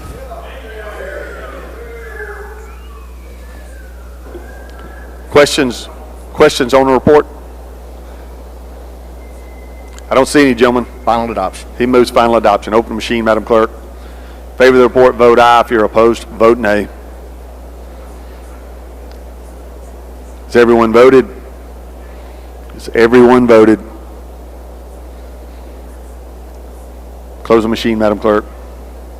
By vote 101 yeas, 12 nays, the report's adopted.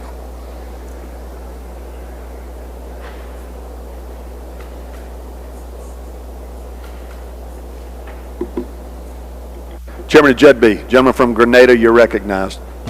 Thank you, Mr. Speaker. I call up item, get back to it, item number 2, House Bill 1004, and the conference report on the sex offender registry bill. We had a compromise in this particular conference report. We added, in addition to the aggregate days, the Senate wanted that to be an aggregate days that would be included within a 6-month period if you moved, if the sex offender moved within that time frame. The House concurred with that position.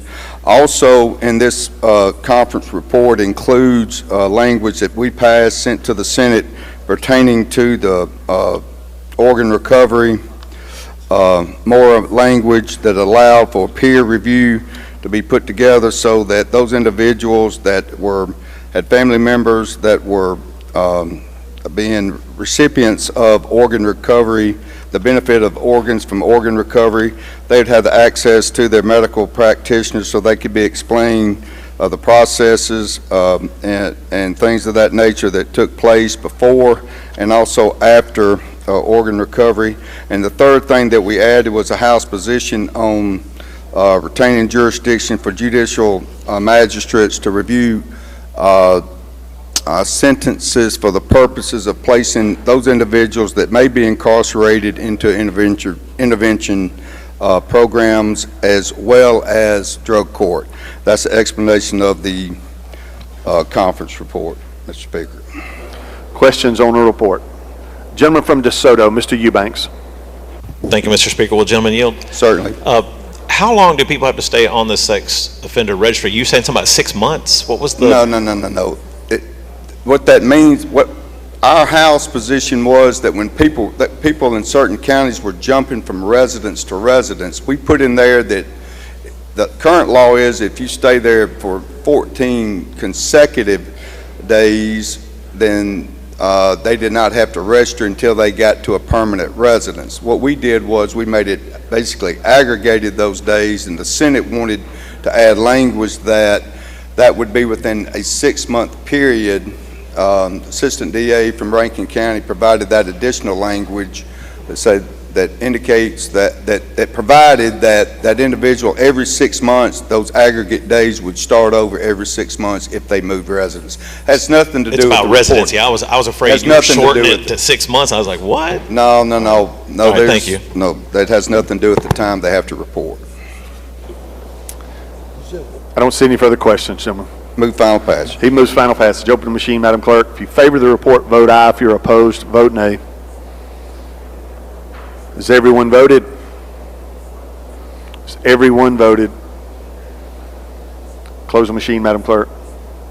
By vote 119 yeas, 0 nays, the report's adopted. Next item, Mr. Chairman. Number 6, House Bill 1208, and like to be recognized to explain the conference report on the... You're recognized to explain the report. Thank you. Basically what we did on this, there were some concerns of the members about the restitution to the landowners for the taking of game off of their property. The gentleman from Lauderdale County basically brought it to our attention during questioning, and what we did on this bill was we authorized restitution to be paid to the landowner for no less than $100 for any game taken off of their property. with a cap of $1,500. That restitution would go to the landowner if in fact that the court ordered that that restitution was appropriate under the circumstances. Also, the fine is $500 to $1,000 for the first offense, and $1,000 to $1,500 on the second offense. And the second offense provides for a suspension of your license, hunting license, for a period of 1 year. That's the explanation of the conference report. Questions on the report? I don't see any, gentlemen. Move final passage. He moves final passage. Open the machine, Madam Clerk. In favor of the bill, vote aye. If you're opposed, vote nay.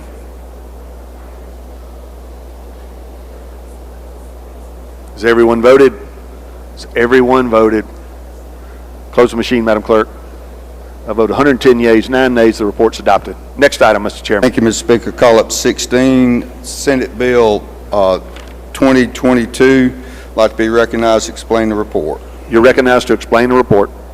Thank you, Mr. Speaker. What this is our attempt to solve the Miller versus Alabama dilemma in the state of Mississippi. We've had a compromise agreement between the House and the Senate. They adopted our language that only a jury can give a life without parole sentence on juveniles, and we compromised that we took out the retroactive language that this bill would come into effect only after July the 1st, 2024. We also added Chairman Hood's language on the recusal as to DAs within the any judicial district that they seek recusal, get off the case, that when another DA or county prosecuting attorney or other prosecutor is appointed to take over the prosecution of the case, that the payment for that attorney does not come out of the DA's back pocket. That's the explanation of the conference report.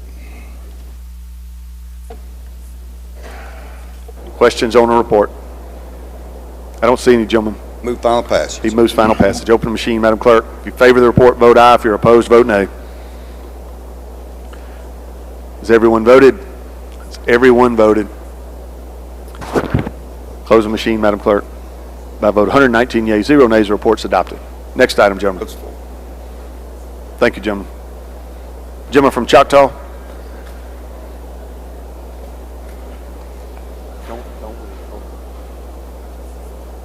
Thank you, Mr. Speaker. Item 4, I'm going to skip over, and with consent, I would like to go to item number 12, House Bill 1542, and call it up.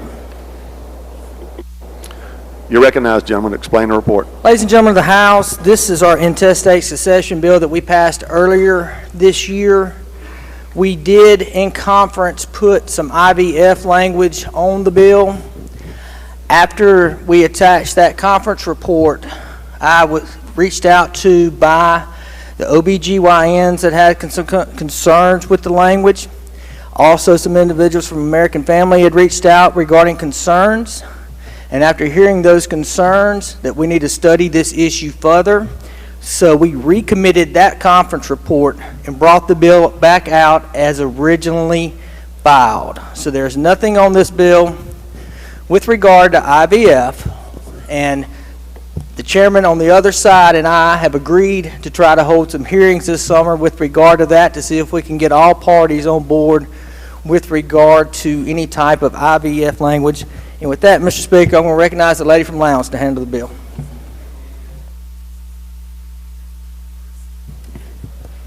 You're recognized, lady.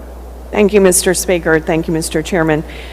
This bill, 1542, is our intestate succession bill, and as the chairman indicated, we have removed all of the language concerning IVF or surrogacy.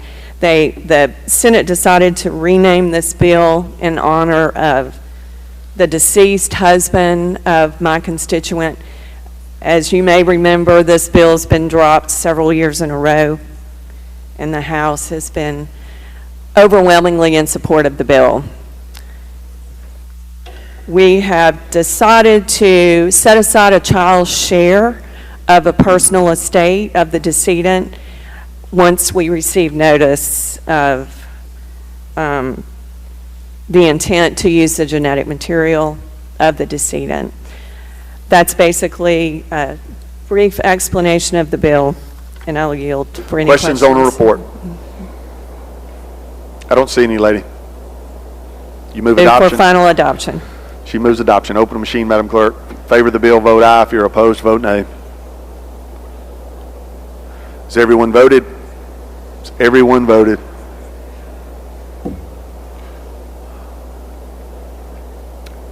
Close the machine, Madam Clerk. By a vote of 94 yeas, 0 nays, the report's adopted. Next item, Chairman. Thank you, Mr. Speaker. I'd like to call up item number 13, House Bill 1624. You're recognized to explain the report. Thank you, Mr. Speaker. I'd like to recognize the junior gentleman from Jackson to handle this bill. Junior gentleman from Jackson is recognized to explain the report. Thank you, Mr. Chairman. Thank you, Mr. Speaker. This is the Casa bill that we passed. In the conference report, the only thing that we have changed is we put a 3-year appealer in this to see how it plays out, how it interacts with the youth court system, see if we need to make any tweaks after the 3 years. And there was a funding mechanism, if y'all remember, in there. It was attached to drug charges. It was split with the foster care fund and towards Casa. We took that out.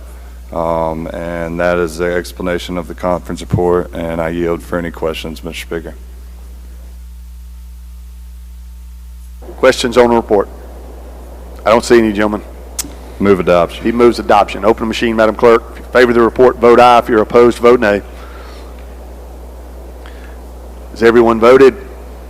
Has everyone voted? Close the machine, Madam Clerk. By a vote of 121 yeas, 0 nays, the report's adopted. Next item. Thank you, Mr. Speaker. I'd like to go to item 17, Senate Bill 2130, and call it up. You're recognized to explain the report, gentlemen. Thank you, ladies and gentlemen of the House. We've had this bill before the body a couple of times. There were some concerns raised by the insurance agencies. There was also some concerns from people that lived on the coast. We have recommitted this bill twice, and we have a compromise, which I think is going to be helpful for all parties. And so basically, if the insurer issues a binder or a policy, then they cannot deny coverage on the age of the roof. And that's basically an explanation of the bill. Questions on the report? I don't see any, gentlemen. Move final passage. He moves final passage. Open the machine, Madam Clerk. In favor of the report, vote aye. If you're opposed, vote nay. Has everyone voted? Has everyone voted? Close the machine, Madam Clerk. By a vote of 114 yeas, 3 nays, the report's adopted. Next item, gentlemen. Thank you, Mr. Speaker. I'd like to call item number 18, Senate Bill 2180, up for conference. You're recognized to explain the report. Thank you, Mr. Speaker. I'd like to recognize the Vice Chair lady, the lady from Hines, to handle the bill. Ladies recognized. Thank you, Mr. Speaker. This conference report still contains it contains the deletion of the language that we had that removes the requirement to obtain authority to get approval to have a protest or an event in front of a state-owned building in front of within the CCID. It also gives Capitol Police the ability to enforce municipal code within the CCID and within the city of Jackson. And the main change is that what we've done is we've allowed for the hiring of CCID judges within the municipal court that was created, but we've done a combination of full-time and part-time judges. Those are the judges that were funded earlier in House Bill 1820 that we just passed a few moments ago. And that is an explanation of that conference report, Mr. Speaker. Questions on the report? Gentleman from Adams, Mr. Johnson. Thank you, Mr. Speaker. Will gentlelady yield? Yes. I just want to make sure I understand. The removal was that you would require a permit from the Department of Public Safety to have the protest in front of the governor's mansion. Is that it? Well, it wasn't just the governor's mansion. It was any state-owned building within the CCID, and we have deleted that requirement from the law. And so now people would make that request to the city of Jackson if it's necessary. As previously, yes. And the Department of Public Safety, along with the JPD, can enforce that ordinance, and they couldn't before. Could the Capitol Police enforce a city ordinance before this bill? No, the language that was written originally within 1020 was vague as to whether or not Capitol Police had the ability to enforce municipal ordinances, and so we've cleared that language up. Thank you. You're welcome. Lady from Jones, Ms. Scott. But lady, but what this bill does, it allows the Capitol Police to arrest anybody anywhere in the city, right?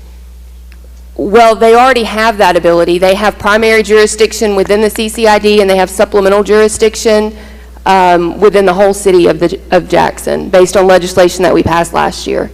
In the bill, if you go to line 88, you have new language in here that says the Department of Public Safety may also make arrests for violations in the city of Jackson which occur within the boundaries of the district and within the boundaries. So I guess what you're telling me is that you are clarifying what they could be able to do? It gives them the ability to enforce the municipal code, yes. It gives them the ability to make arrests in Jackson, all over Jackson? Yes. Thank you. I don't see any further questions, lady. Final passage. She moves final passage. Open the machine, Madam Clerk. Favor the report, vote aye. If you're opposed, vote nay. Has everyone voted? Has everyone voted? Close the machine, Madam Clerk. By vote 107 yeas, 3 nays, the report's adopted. Next item, Mr. Chairman. Thank you, Mr. Speaker. I'd like to skip over item 19, go to item 20, Senate Bill 2764, and call it up. You're recognized to explain the report. Thank you, Mr. Speaker. Ladies and gentlemen of the House, this bill passed the body a couple of times, but before 2000, there were not titles issued for mobile homes. What we're having is when we get a refinance or someone trying to sell some property, there's a long and cumbersome process that they have to go through with the Department of Revenue to get a title through a bill of sale. What we're doing right here is there's a form affidavit created that the homeowner can use or sign, and that will allow to get a title, and that's an explanation of the bill. Questions on the report? I don't see any, gentlemen. Move final passage. He moves final passage. Open the machine, Madam Clerk. If you favor the report, vote aye. If you're opposed, vote nay. Has everyone voted? Has everyone voted? Close the machine, Madam Clerk. By vote 119 yeas, 0 nays, the report's adopted. Next item, gentlemen. Thank you, Mr. Speaker. Item 21, Senate Bill 2792. I'd like to call it up and recognize the Vice Chair, Lady from Hines, to handle the bill. Lady from Hines is recognized to explain the report. Thank you, Mr. Speaker. We passed this bill previously. It contains various recommendations from the Foster Care Adoption Task Force.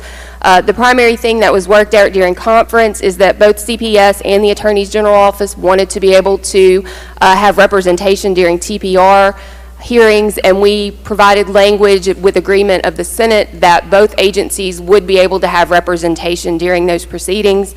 And that is a primary difference that we changed during conference, and that's a brief explanation of the conference report, Mr. Speaker. Questions on the report? Gentleman from Jefferson, Mr. Harness. Thank you, Mr. Speaker. With the lady yield? Yes. Lady, did the Attorney General's office give a reason why they wanted to be present during termination of parental rights? They stated that they are currently present now, and that for them to stop being present immediately during those hearings would sort of upend the process. And so the compromise was to allow them to maintain their presence and to also allow CPS to come in and have a presence as well without just upending the entire system. Okay. Is that not cumbersome for AG's office to be present throughout? They stated that it was not. Would not. Yes. Okay. Thank you, lady. You're welcome. Gentleman from Lowndes, Mr. Kareem. Thank you, Mr. Speaker. With the lady yield? Yes. Is there any money in this bill? There's no money in this bill, but it's my understanding that the plan is to use some ARPA funds to hire some additional attorneys to help staff. Is that why it's a 3/5 vote? It should not be a 3/5 vote because we took money out. Let me check with counsel. Hold on one second.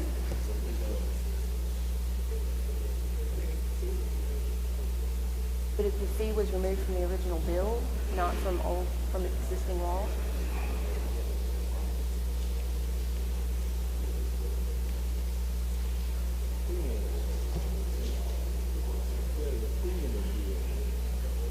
I'm checking. Hold on one second. The attorney that is handling the bill is not in here. Excuse me. We're exempting a fee in this bill, so that's why it's a 3/5 vote. All right, thank you. You're welcome. Gentleman from Jones, Mr. Blackwell. Thank you, Mr. Speaker. Lady Yield? Yes. I have a question about the definition of torture in this bill. If you look at line 1028, looking at line 1028, and where it defines torture and it gives various things, and it says binding or restraining a child. Okay. Is that not pretty broad, restraining a child? I don't know anybody, hardly, with children that had never had to restrain their child. Like physical restraint, like binding and restraining is like tying up. I understand what you're saying, but that's pretty broad right there. And isn't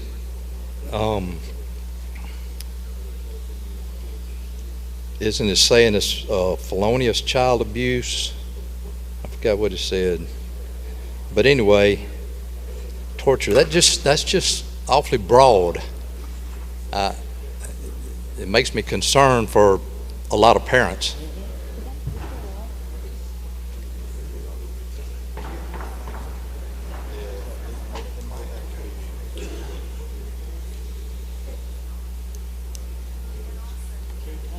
If you'll keep reading, it says that it has to be treatment that is intentionally cruel and inhumane. It's not just like normal discipline of your child. Okay, thank you. You're welcome. I don't see any further questions, lady. Thank you. Final passage. She moves final passage. Open the machine, Madam Clerk.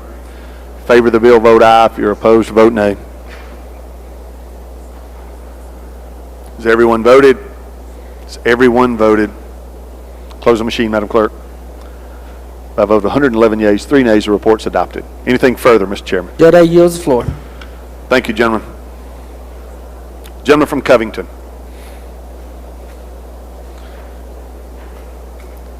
We'll get you next, gentleman from Oktibbeha. You're recognized, gentlemen. Mr. Speaker, I'd ask that we go to motion to reconsider calendar. Item number 1, Senate Bill 2424, and ask that it be moved to reconsider the vote by which it passed. Gentleman's motion is to reconsider the vote by which the conference report passed on Senate Bill 2424. If you favor the gentleman's motion, indicate by saying aye. Opposed, no. The ayes have it. Bill's back before, the report's back before us, gentlemen. Thank you, Mr. Speaker. Motion would be to recommit Senate Bill 2424 for further work. Gentleman's motion is to recommit the conference report for further work. If you favor the motion, indicate by saying aye. Opposed, no. The ayes have it, gentlemen. Anything further? Yes, Mr. Speaker, go to item number 2, motion to reconsider calendar, House Bill 1406, and move that it be reconsidered by which the vote passed. Gentleman's motion is to reconsider the vote by which the conference report was adopted. If you favor the gentleman's motion, indicate by saying aye. Opposed, no. The ayes have it. Conference report's back before us, gentlemen. Thank you, Mr. Speaker. Also asked to recommit this bill for further work. Ladies and gentlemen, I'm working very hard to try to find some common ground that we can get something through both chambers and get it signed by the governor. And so I'm going to ask you to help me recommit this bill. Gentleman's motion is to recommit. If you favor the gentleman's motion, indicate by saying aye. Opposed, no. The ayes have it. Thank you. Thank you, gentlemen. All right, gentlemen from Oktibbeha.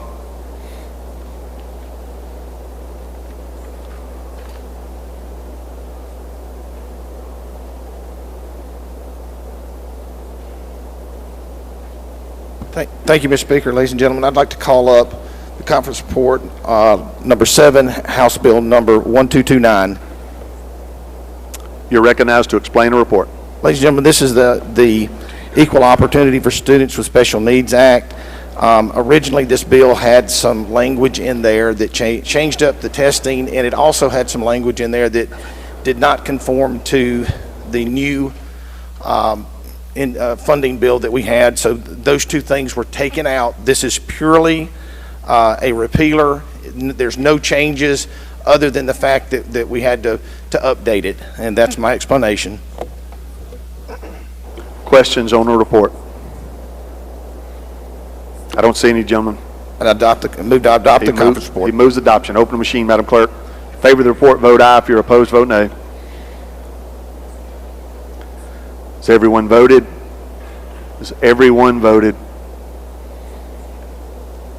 Close the machine, Madam Clerk. By vote 118 yeas, 0 nays, the report's adopted. Next item, gentlemen. Thank you, Mr. Speaker. If we could go to item 11, the conference report for House Bill number 1450. You're recognized to explain that report. Ladies and gentlemen, this is Interstate Mobility Compact Act. This is something that's tied to our military bases. We had some wording in the original bill that the Senate disagreed with. Frankly, whenever I had a chance to look at it and to discuss this with them, we agreed on it. The information was to allow the feds to come in and take over basically state law in that particular part of this. We've agreed to go back and let the state of Mississippi be over this. All this does is allow teachers that live in other states that are tied to a military person be able to teach in our state. It's a compact between states. That is my explanation. I would answer any questions if there are any. Questions on the report? I don't see any, gentlemen. Adopt the conference report. He moves adoption. Open the machine, Madam Clerk. In favor of the report, vote aye. If you're opposed, vote nay. Has everyone voted? Has everyone voted? Close the machine, Madam Clerk. By vote 119 yeas, 0 nays, the report's adopted. Next item, gentlemen. Thank you, Mr. Speaker. Education yields the floor for the final time this year, and thank you. Thank you, gentlemen.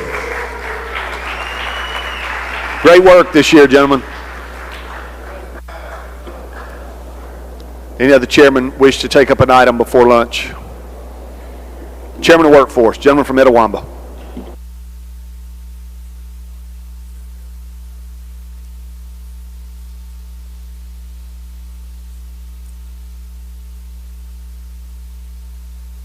Thank you, Mr. Speaker. I ask unanimous consent to take up a bill to fix a error in the code sections. Senate Bill 27-117. Mr. Speaker, I held it on a motion, so I think I need to table the motion. Hold on, gentlemen. So you want to go to the motion to reconsider calendar? Let's get an item, what we're working on, before we agree to what we're going to do. Item number 3, Senate Bill 2717.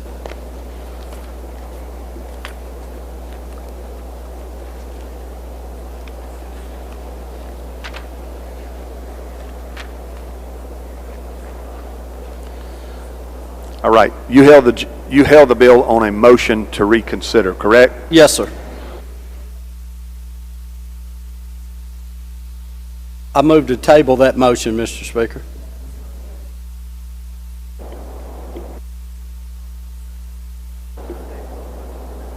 You want to table the motion to reconsider, correct? Bring the bill back up.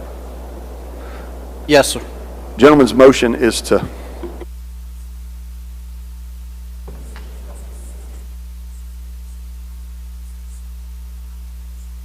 all right. They're straightening me out. The gentleman, the bill is still held. He is asking for unanimous consent to make these clerical changes he's fixing to explain to you. If he gets that unanimous consent, then he will table the motion to reconsider. So, gentlemen, you're recognized at this time to explain your request of unanimous consent. You're recognized. That is the request, Mr. Speaker. What we want to do is a bill passed earlier in this session, Senate Bill 2445, that amended our bill by code section, and we just need to correct that. If there's no objection. Is there objection? Strong, gentlemen, no objection. All right. You're granted unanimous consent to make those changes to conform. Thank you, Mr. Speaker. Now, do you wish to table? Yes. Gentleman's motion is to table the motion to reconsider on Senate Bill 2717. If you favor the gentleman's motion, indicate by saying aye. Opposed, no.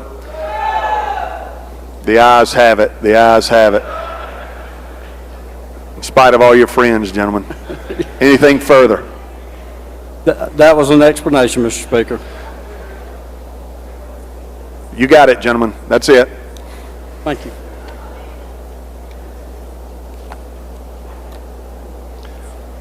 All right, I don't see anyone else seeking recognition. I will entertain the gentleman's motion.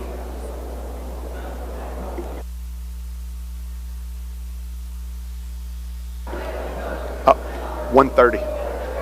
I'll entertain the gentleman from Rankin's motion. I move that the House stand in recess until 1:30 p.m. Gentleman's motion is the House stand in recess until 1:30. If you favor that motion, indicate by saying aye. Opposed, no. The ayes have it. The House will stand in recess until 1:30.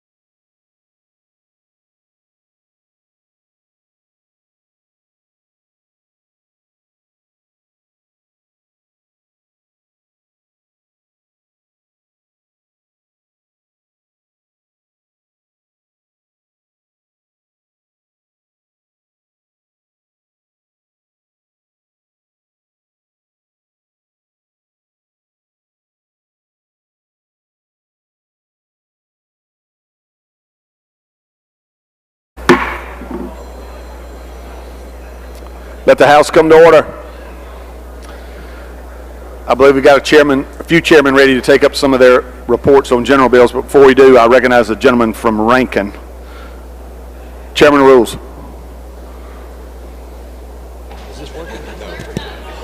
Mr. Speaker, I'm going to call a rules meeting right now.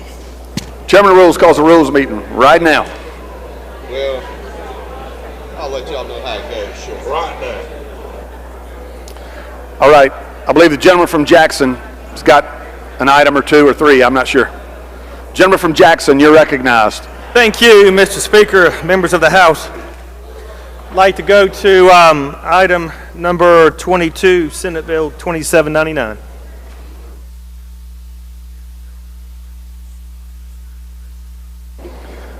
You're recognized to explain the report, gentlemen. Thank you, Mr. Speaker.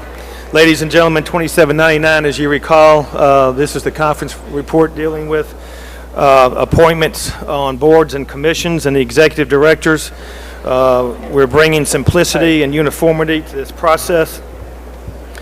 We kept the effective date as of 2028. We kept the Secretary of State as the depository for all of the information and the dates as to when these appointments will be made.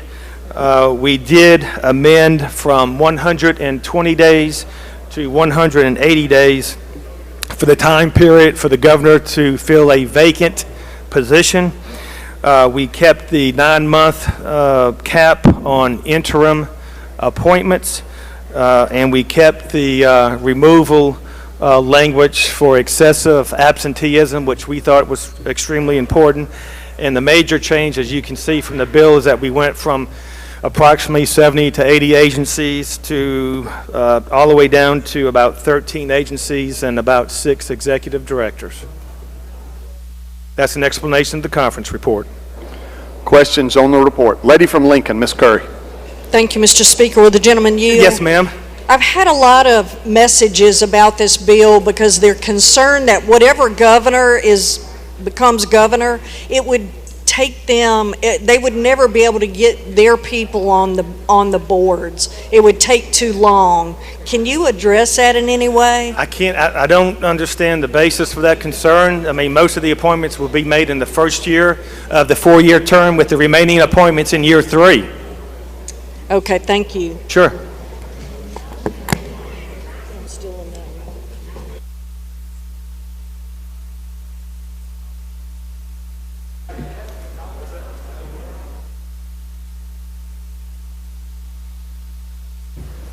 Gentleman from DeSoto, Mr. Eubanks. Thank you, Mr. Speaker. Will gentlemen yield? Yes, sir. I know early on this bill number, there were a lot of people worried that it would have something to do with the PERS board on it. There's no PERS board stuff in this, is there? No, sir. Okay.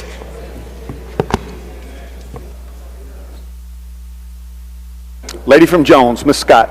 Trying to figure out. Yeah. Hey, Mr. Chairman, would you yield? Lady from Jones? Would Yes. you yield, Mr. Chairman? In these changes, have we eliminated the requirements for people to have certain expertise in some of these various boards? That was never in there, lady. That was in the PERS bill. No. You know, for instance, we have had bills that said that somebody had to be a nurse, or somebody had to be a dentist, or somebody had to be a user of whatever that service was. And as I look through here, I don't see those things. Have we eliminated those? Well, this would be all new language, lady. If that was in the original enabling legislation for that specific So board, all of that like for the Board of Nursing, that would still be the case then. We're not removing that. Okay. Can you explain one more time what it is that this bill is doing? And then I'm going to listen closely because we couldn't quite hear you. Yes, this is going to make sure that all of the appointments to the boards and commissions and the executive director are uniform and simplistic. All of the appointments will be made, most of the appointments will be made in the first year of a new term, with the remaining appointments in year 3. The effective date, as I mentioned, is 2028. The Secretary of State, we kept that language concerning the Secretary of State. being the depository for the information and the dates as to when these appointments need to be made. We did amend, we did change, lady, the period concerning how much time the governor will have to fill vacancies from 120 to 180. We didn't change the 9-month cap on interim appointments. If you're appointed, lady, on an interim basis, you can only do that, that's right, for 9 months. And then we kept the language on excessive absenteeism. You can be removed if you miss too many meetings. Okay, okay. Thank you, lady. Gentleman from Itawamba, Mr. Boyd. Thank you, Mr. Speaker. Will you yield? Yes, sir. I've had some questions about replacing the executive directors every 4 years. I'm sorry, you had some questions about replacing the executive director? Every 4 years. They say that's going to hurt their choices or maybe hurt the people that they can get to hold the job.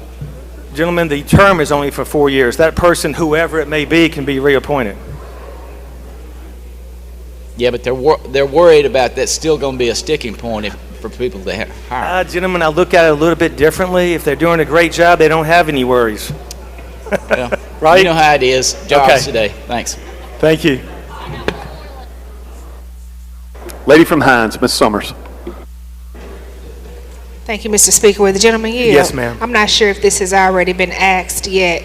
Is there language in this conference report that requires the board itself to do reconfirmations?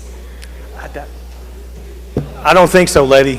I don't think that, yeah, they can't do the board itself cannot, well, they can, but in some cases, it would be subject to the advice and consent of the Senate, so they can. Okay, so the Senate can confirm, and then the board itself has to give its approval as well? It's the other way around. The board makes the recommendation for the renewal or the reappointment, and it'll be based on the advice and consent of the Senate. Okay, does that take any authority away from the Senate or any of its power to be able to confirm individuals? I don't think so, lady. Okay, thank you, gentlemen. Yes, ma'am. Gentleman from Neshoba, Mr. Bounds. Thank you, Mr. Speaker. Mr. Chairman, let me ask you something. I just want to be sure. This bill, when it first came before us, had multiple hundreds of code sections open to make appointments, the governor to make and change appointments to different boards and everything. So from what I'm reading real quick, it's been narrowed down to about 8 to 10 boards and commissions. Is that correct? That's correct, gentlemen. I think it started with approximately 80. Okay, approximately 80, but we got it down to 8 or 10. You made the Secretary of State the repository where these submissions would be submitted and all that. Now, let me ask this. So, with that, why these, and I've gone through real quick, these agencies and boards that have been looked at, why were those specifically chosen? Good question, gentlemen. The reason is because these agencies and executive directors, the appointment is based on the old congressional districts, which technically would make it illegal. I got you. Thank you, Mr. Chairman. Yes, sir.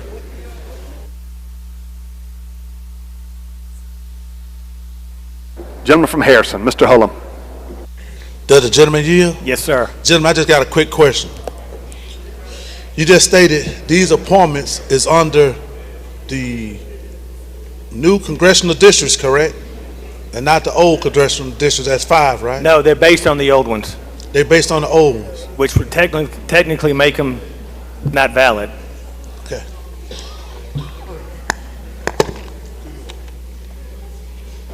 Gentleman from Washington, Mr. Hines. Thank you, Mr. Speaker. Gentleman, yield. Yes, sir. Quick question. So, this bill changes the congressional districts, is that correct? The old, the basis on the old congressional districts. Okay, does it change the amount of years members can serve? No, sir. So, it doesn't change the terms from 7 to 4, from 4 to 7. Everything's going to remain the same, is what you're telling us. The total number of you mean the total number of years for each term? Right. No. None of that changed? None of that changes. Okay. And this does go into effect in 2028, correct? 2028, sir. Okay, thank you.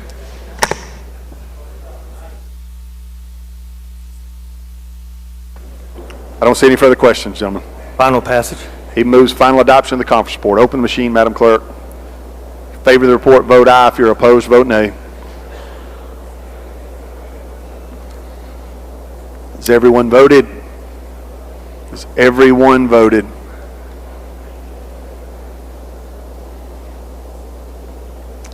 Close the machine, Madam Clerk. By a vote of 94 yeas, 0 nays, the report is adopted. Anything further, Mr. Chairman? One last thing, Mr. Speaker, if I may, request unanimous consent to change Senate Bill 2803, which was the qualified resort bill that we took up yesterday. We need to add conforming language. We need to make sure it conforms with House Bill 776, which was the bill that we took up 2 days ago concerning the ability of cities to regulate liquor stores. Does that complete your explanation of the unanimous consent request? Yes, sir. Any questions with regards to the gentleman's request? All right. I hear no objection, gentlemen. We will proceed. They'll need that exact. All right. Any other chairman have a report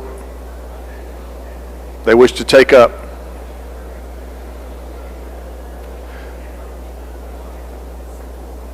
Gentleman Jackson, are you? He yields.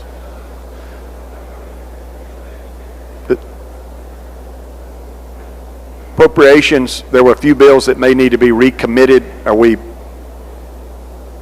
was indicated during lunch.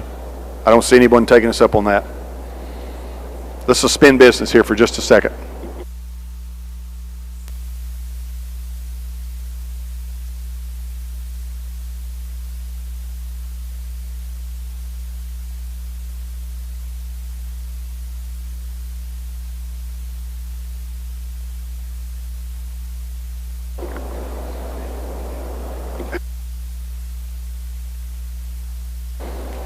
Good. I believe Madam Clerk's got a report from the Committee on Rules. Report of Committee on Rules, HCR number 65, suspend deadline for introduction, governmental buildings, regulate. Title sufficient do be adopted. Chairman of Rules, gentleman from Rankin, you're recognized. Thank you, Mr. Speaker. Ladies and gentlemen, we have HCR number 65. This suspends the deadline for the introduction of a bill, and it is the House position on the SAFER Act is what we're going to reintroduce. And that is my explanation on the bill, or the resolution. Gentleman from Adams, Mr. Johnson. Thank you. Gentleman yield? Yes, sir. This is a bill that passed the House? It did, yes, sir. And it failed in the Senate? Correct. Okay, so is there any consideration, since we're still trying to figure something out on Medicaid expansion, is there any consideration about suspending the rules for further negotiations on that issue? No. Oh, okay. Thank you. I don't see any further questions, gentlemen. Final passage. Did you move adoption? Yes, sir. Give Madam Clerk 1 second. Get it in the computer just right. SAFER Act.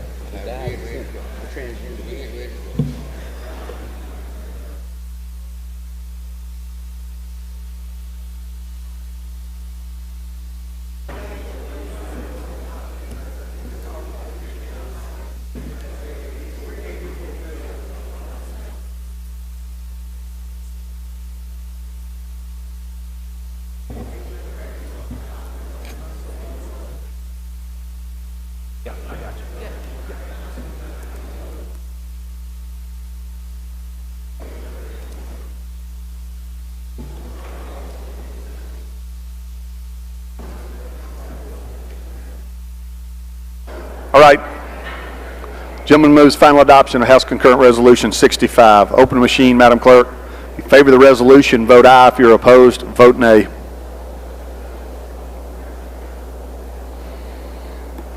Has everyone voted? Has everyone voted?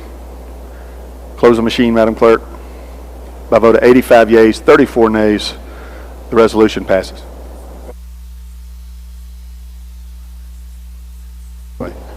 Gentleman from Hines, Mr. Bell, for what purpose? Inquiry, Mr. Speaker. Yes, sir. Shouldn't this be a 2/3 vote and not majority? It is a 2/3 vote. I know it said MAJ up there, but it's a 2/3 vote. All right, She thank was you. getting it loaded. You are correct.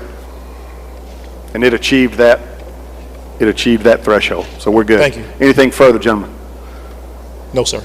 Oh, you want to talk? I'd like immediate release, please. Is there objection? Is that a serious objection? He objects to immediate release. Thank you, gentlemen. Gentleman from Noxubee, Mr. Mickens. Mr. Speaker, I'd like to change my vote from nay to yay on that last vote. Thank you, gentlemen. Is there objection to that? I don't hear any objection. We'll do that. Thank you, gentlemen. Gentleman from Jones, Mr. Scoggin. Thank you, Mr. Speaker. If I might could recommit a bill. It's item number 59, Senate Bill 3013. I would like to recommit for further evaluation. On appropriations number 59.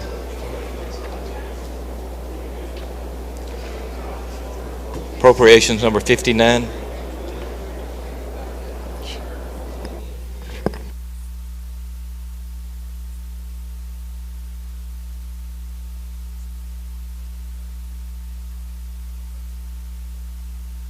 All right.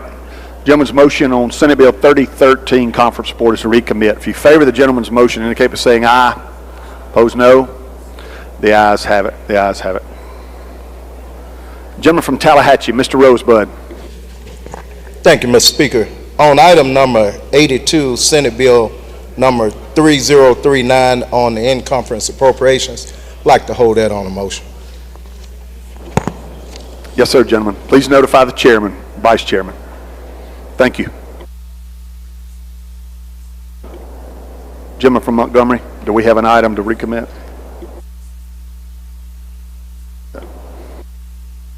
Lady from Jones, Ms. Scott. Speaker, I'd like to ask unanimous consent of the House on the appropriations calendar on page 3. I need to ask to change my vote from no to yes. I meant to vote yes, but Item 3 on the yes, sir, appropriations that would be on human services. conference calendar today. 1797, item 21. 1797. Yes, sir. 1797. Is there objection? Change the lady's vote. Gentleman from Washington, Mr. Hines. Mr. Speaker, I'm going to withdraw my objection. Let that stuff go on over there to the Senate so they can kill it again. Thank you, gentlemen. Appreciate you. All right, gentleman's request for immediate release is granted.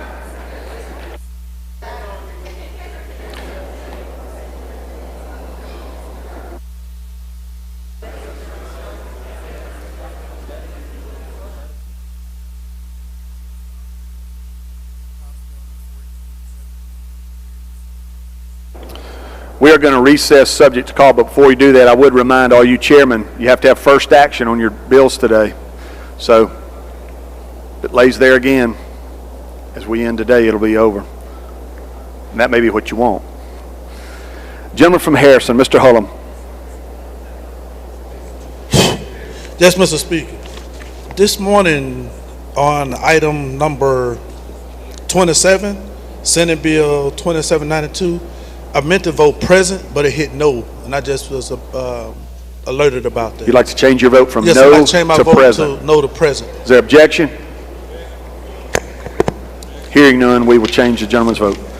Gentleman from Pearl River, Mr. Owen.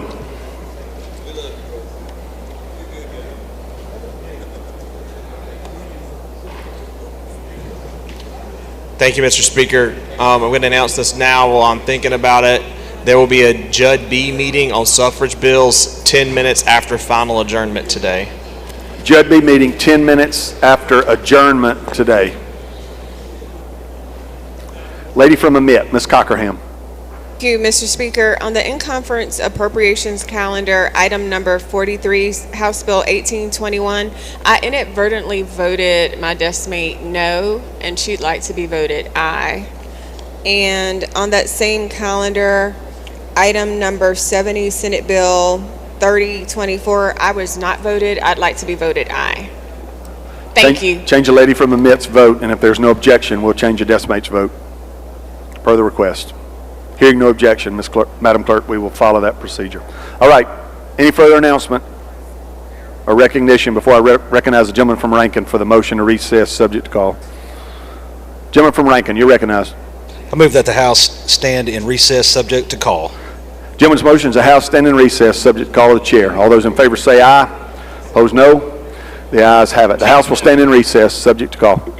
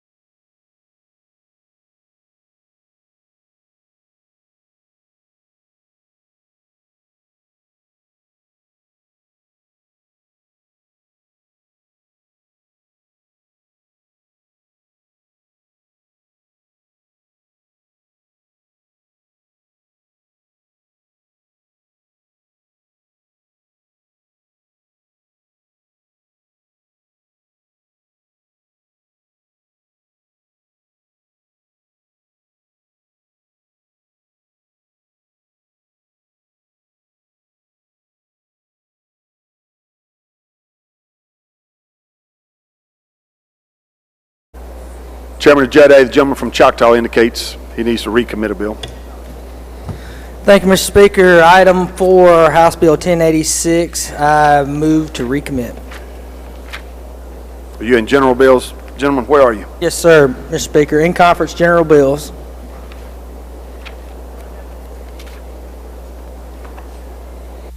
All right. Item 4, it's on page 13 of your calendar. House Bill 1086, conference report. Gentleman's motion is to recommit. If you favor the gentleman's motion, indicate by saying aye.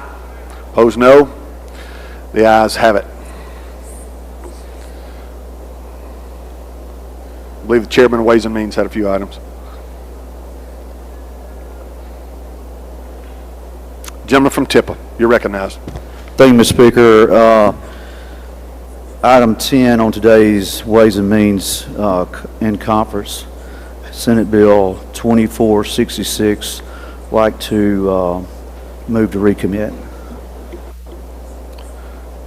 It's item 10, page 13, in conference Ways and Means. Senate Bill 2466, conference report. The gentleman's motion is to recommit. If you favor the gentleman's motion, indicate by saying aye. Opposed, no. The ayes have it.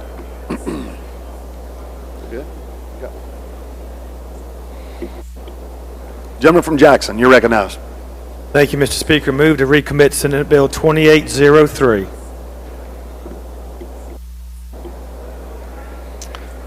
Members of the House, that's the qualified resort bill. You got an item number there in front of you, gentlemen, on the calendar? Clerk's going to find it, maybe.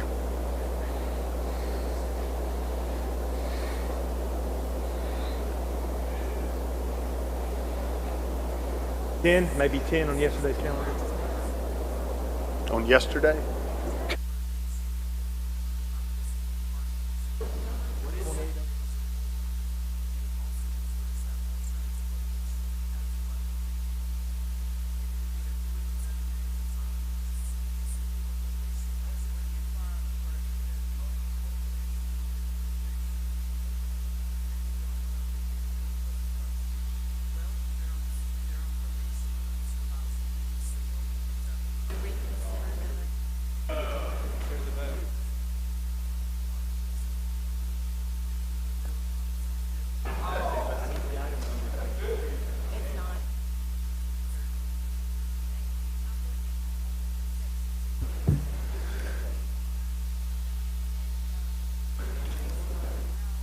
All right, gentlemen, you're speaking of recommitting, but you're talking about a conference report that you adopted yesterday, correct? That's correct. I have a different.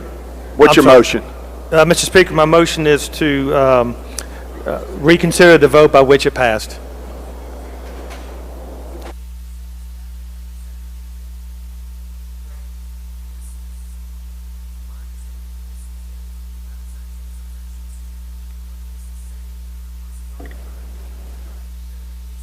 Okay, gentleman's motion is to reconsider the vote by which it passed.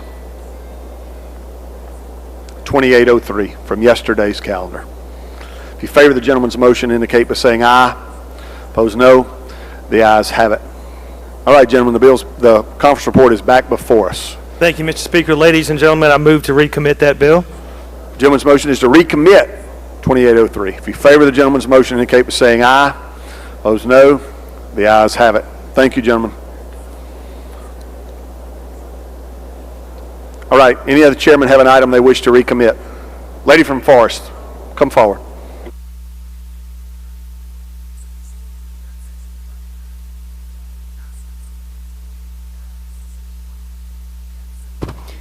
Thank you, Mr. Speaker.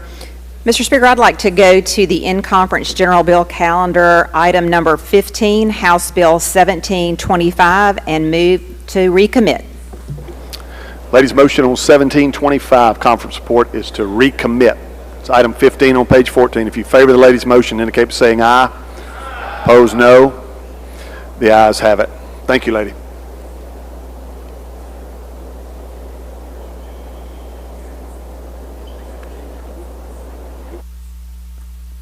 All right, any other chairman have an item they wish to take up before we adjourn for the day? Gentleman from Wayne.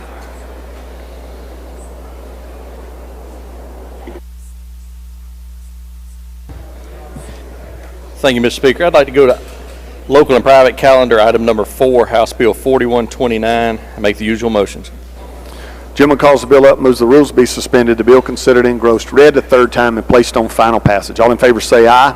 Opposed, no. The ayes have it. You're recognized, gentlemen. This is a little bit of an unusual bill for the city of Bay St. Louis. 2 residents there have filed for a FEMA grant, but it has to flow through the city. And for them to, it's a reimbursement grant, so they have to first expend the funds. So they need authorization to expend public funds on private property, which they will then recoup through the reimbursement from FEMA. And we just got the resolution on this, and I'll be glad to answer any questions. Questions on the bill? Gentleman from Lawrence, Mr. Evans. Thank you, Mr. Speaker. I'm not sure if I heard you right. You say this is a basically permission to spend public funds on private property? Yes, it is a flood mitigation issue that is on private property. Okay.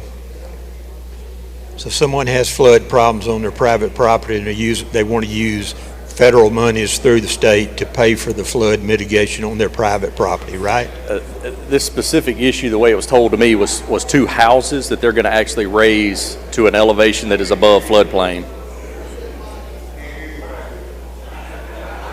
Y'all give the gentleman your attention. They can't hear. To raise 2 private houses to a level that they won't flood anymore? That's my understanding. I just had some trees fall on my house from a wind. Do you think it would get me some aid to get those limbs off of my house where the next time, or to move that tree where the limbs won't fall on my house anymore? If you can get FEMA to agree to it, I'll be glad to file a bill for you, sir. I don't think I would ever try that, but somebody obviously had larger ones than I do. Thank you. Yes, sir. Gentleman from Hines, Mr. Brown.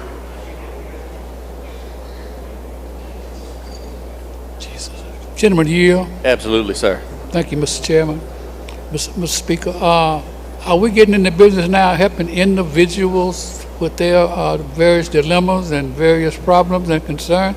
Seems to me we're setting a precedent here that's not kosher for us to be taking care of individuals throughout the state of Mississippi. When will it stop? Gentlemen, like I said, this was a unique situation. It's the first one I've dealt with.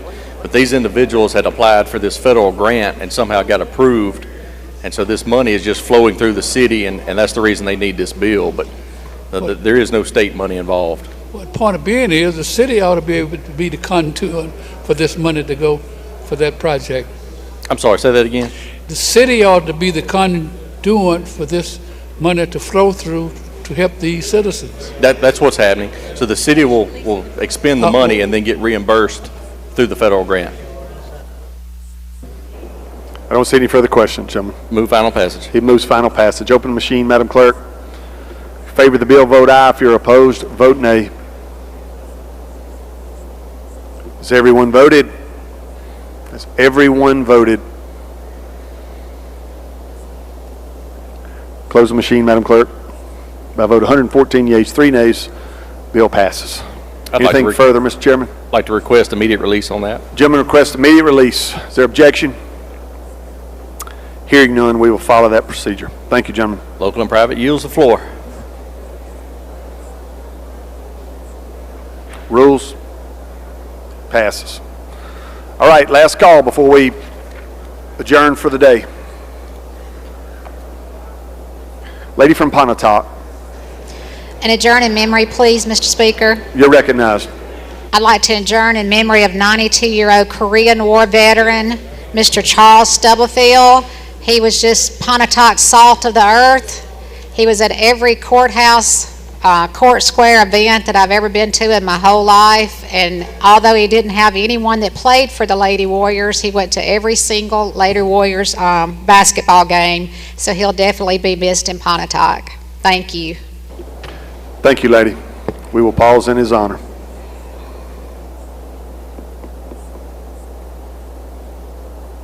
We are grateful for Mississippians like Mr. Stubblefield. Thank you. All right. Gentleman from Rankin, Mr. Powell. Thank you, Mr. Speaker. On yesterday's calendar, item number 36, in conference general bills calendar, Senate Bill 2873, I'd like to hold on a motion. Thank you, gentlemen. If that's not your bill, please notify the chairman. Gentleman from Warren, Mr. Denton. Join in memory, Mr. Speaker. You're recognized. I'd like to join in memory of my mother, Ms. Erlene Fair Denton. She passed away some 30 years ago, so I never had an opportunity. Today is her birthday, would be her birthday. So I'd like to join her memory, please. Thank you, gentlemen. We will do that. I'd like everybody to be added on that. She'd be mighty proud of her son. Thank you, gentlemen. Gentleman from Jones, Mr. Scoggin. Adjourn in memory, please. You're recognized. I'd like to adjourn in memory of Mr. O.J. Ramagos. He is the father of the government relations, Dr. Finney Ruffin from Jones College, and he passed away yesterday. Thank you, gentlemen. We will do that. Gentleman from Clark, Mr. Smith. Thank you, Mr. Speaker. To my pro athletes, we will not practice today. I think some people want to shake a leg tonight, and others want to watch State beat Ole Miss, so it'll be next Wednesday. Thank you, gentlemen. All right. Madam Clerk, you have any announcements? We're good. All right. I don't see anyone else seeking recognition. I will recognize the gentleman from Rankin for the motion. Mr. Speaker, I move that the House stand in recess until after the last conference report has been filed, at which time the Journal will reflect that the House stands adjourned till 10 a.m. tomorrow. Gentleman's motion is that the House stand adjourned till 10 a.m. tomorrow with the Journal left open for conference reports to be filed tonight. If you favor that motion, indicate by saying aye. Opposed, no. The ayes have it. House will stand adjourned until 10 a.m. tomorrow.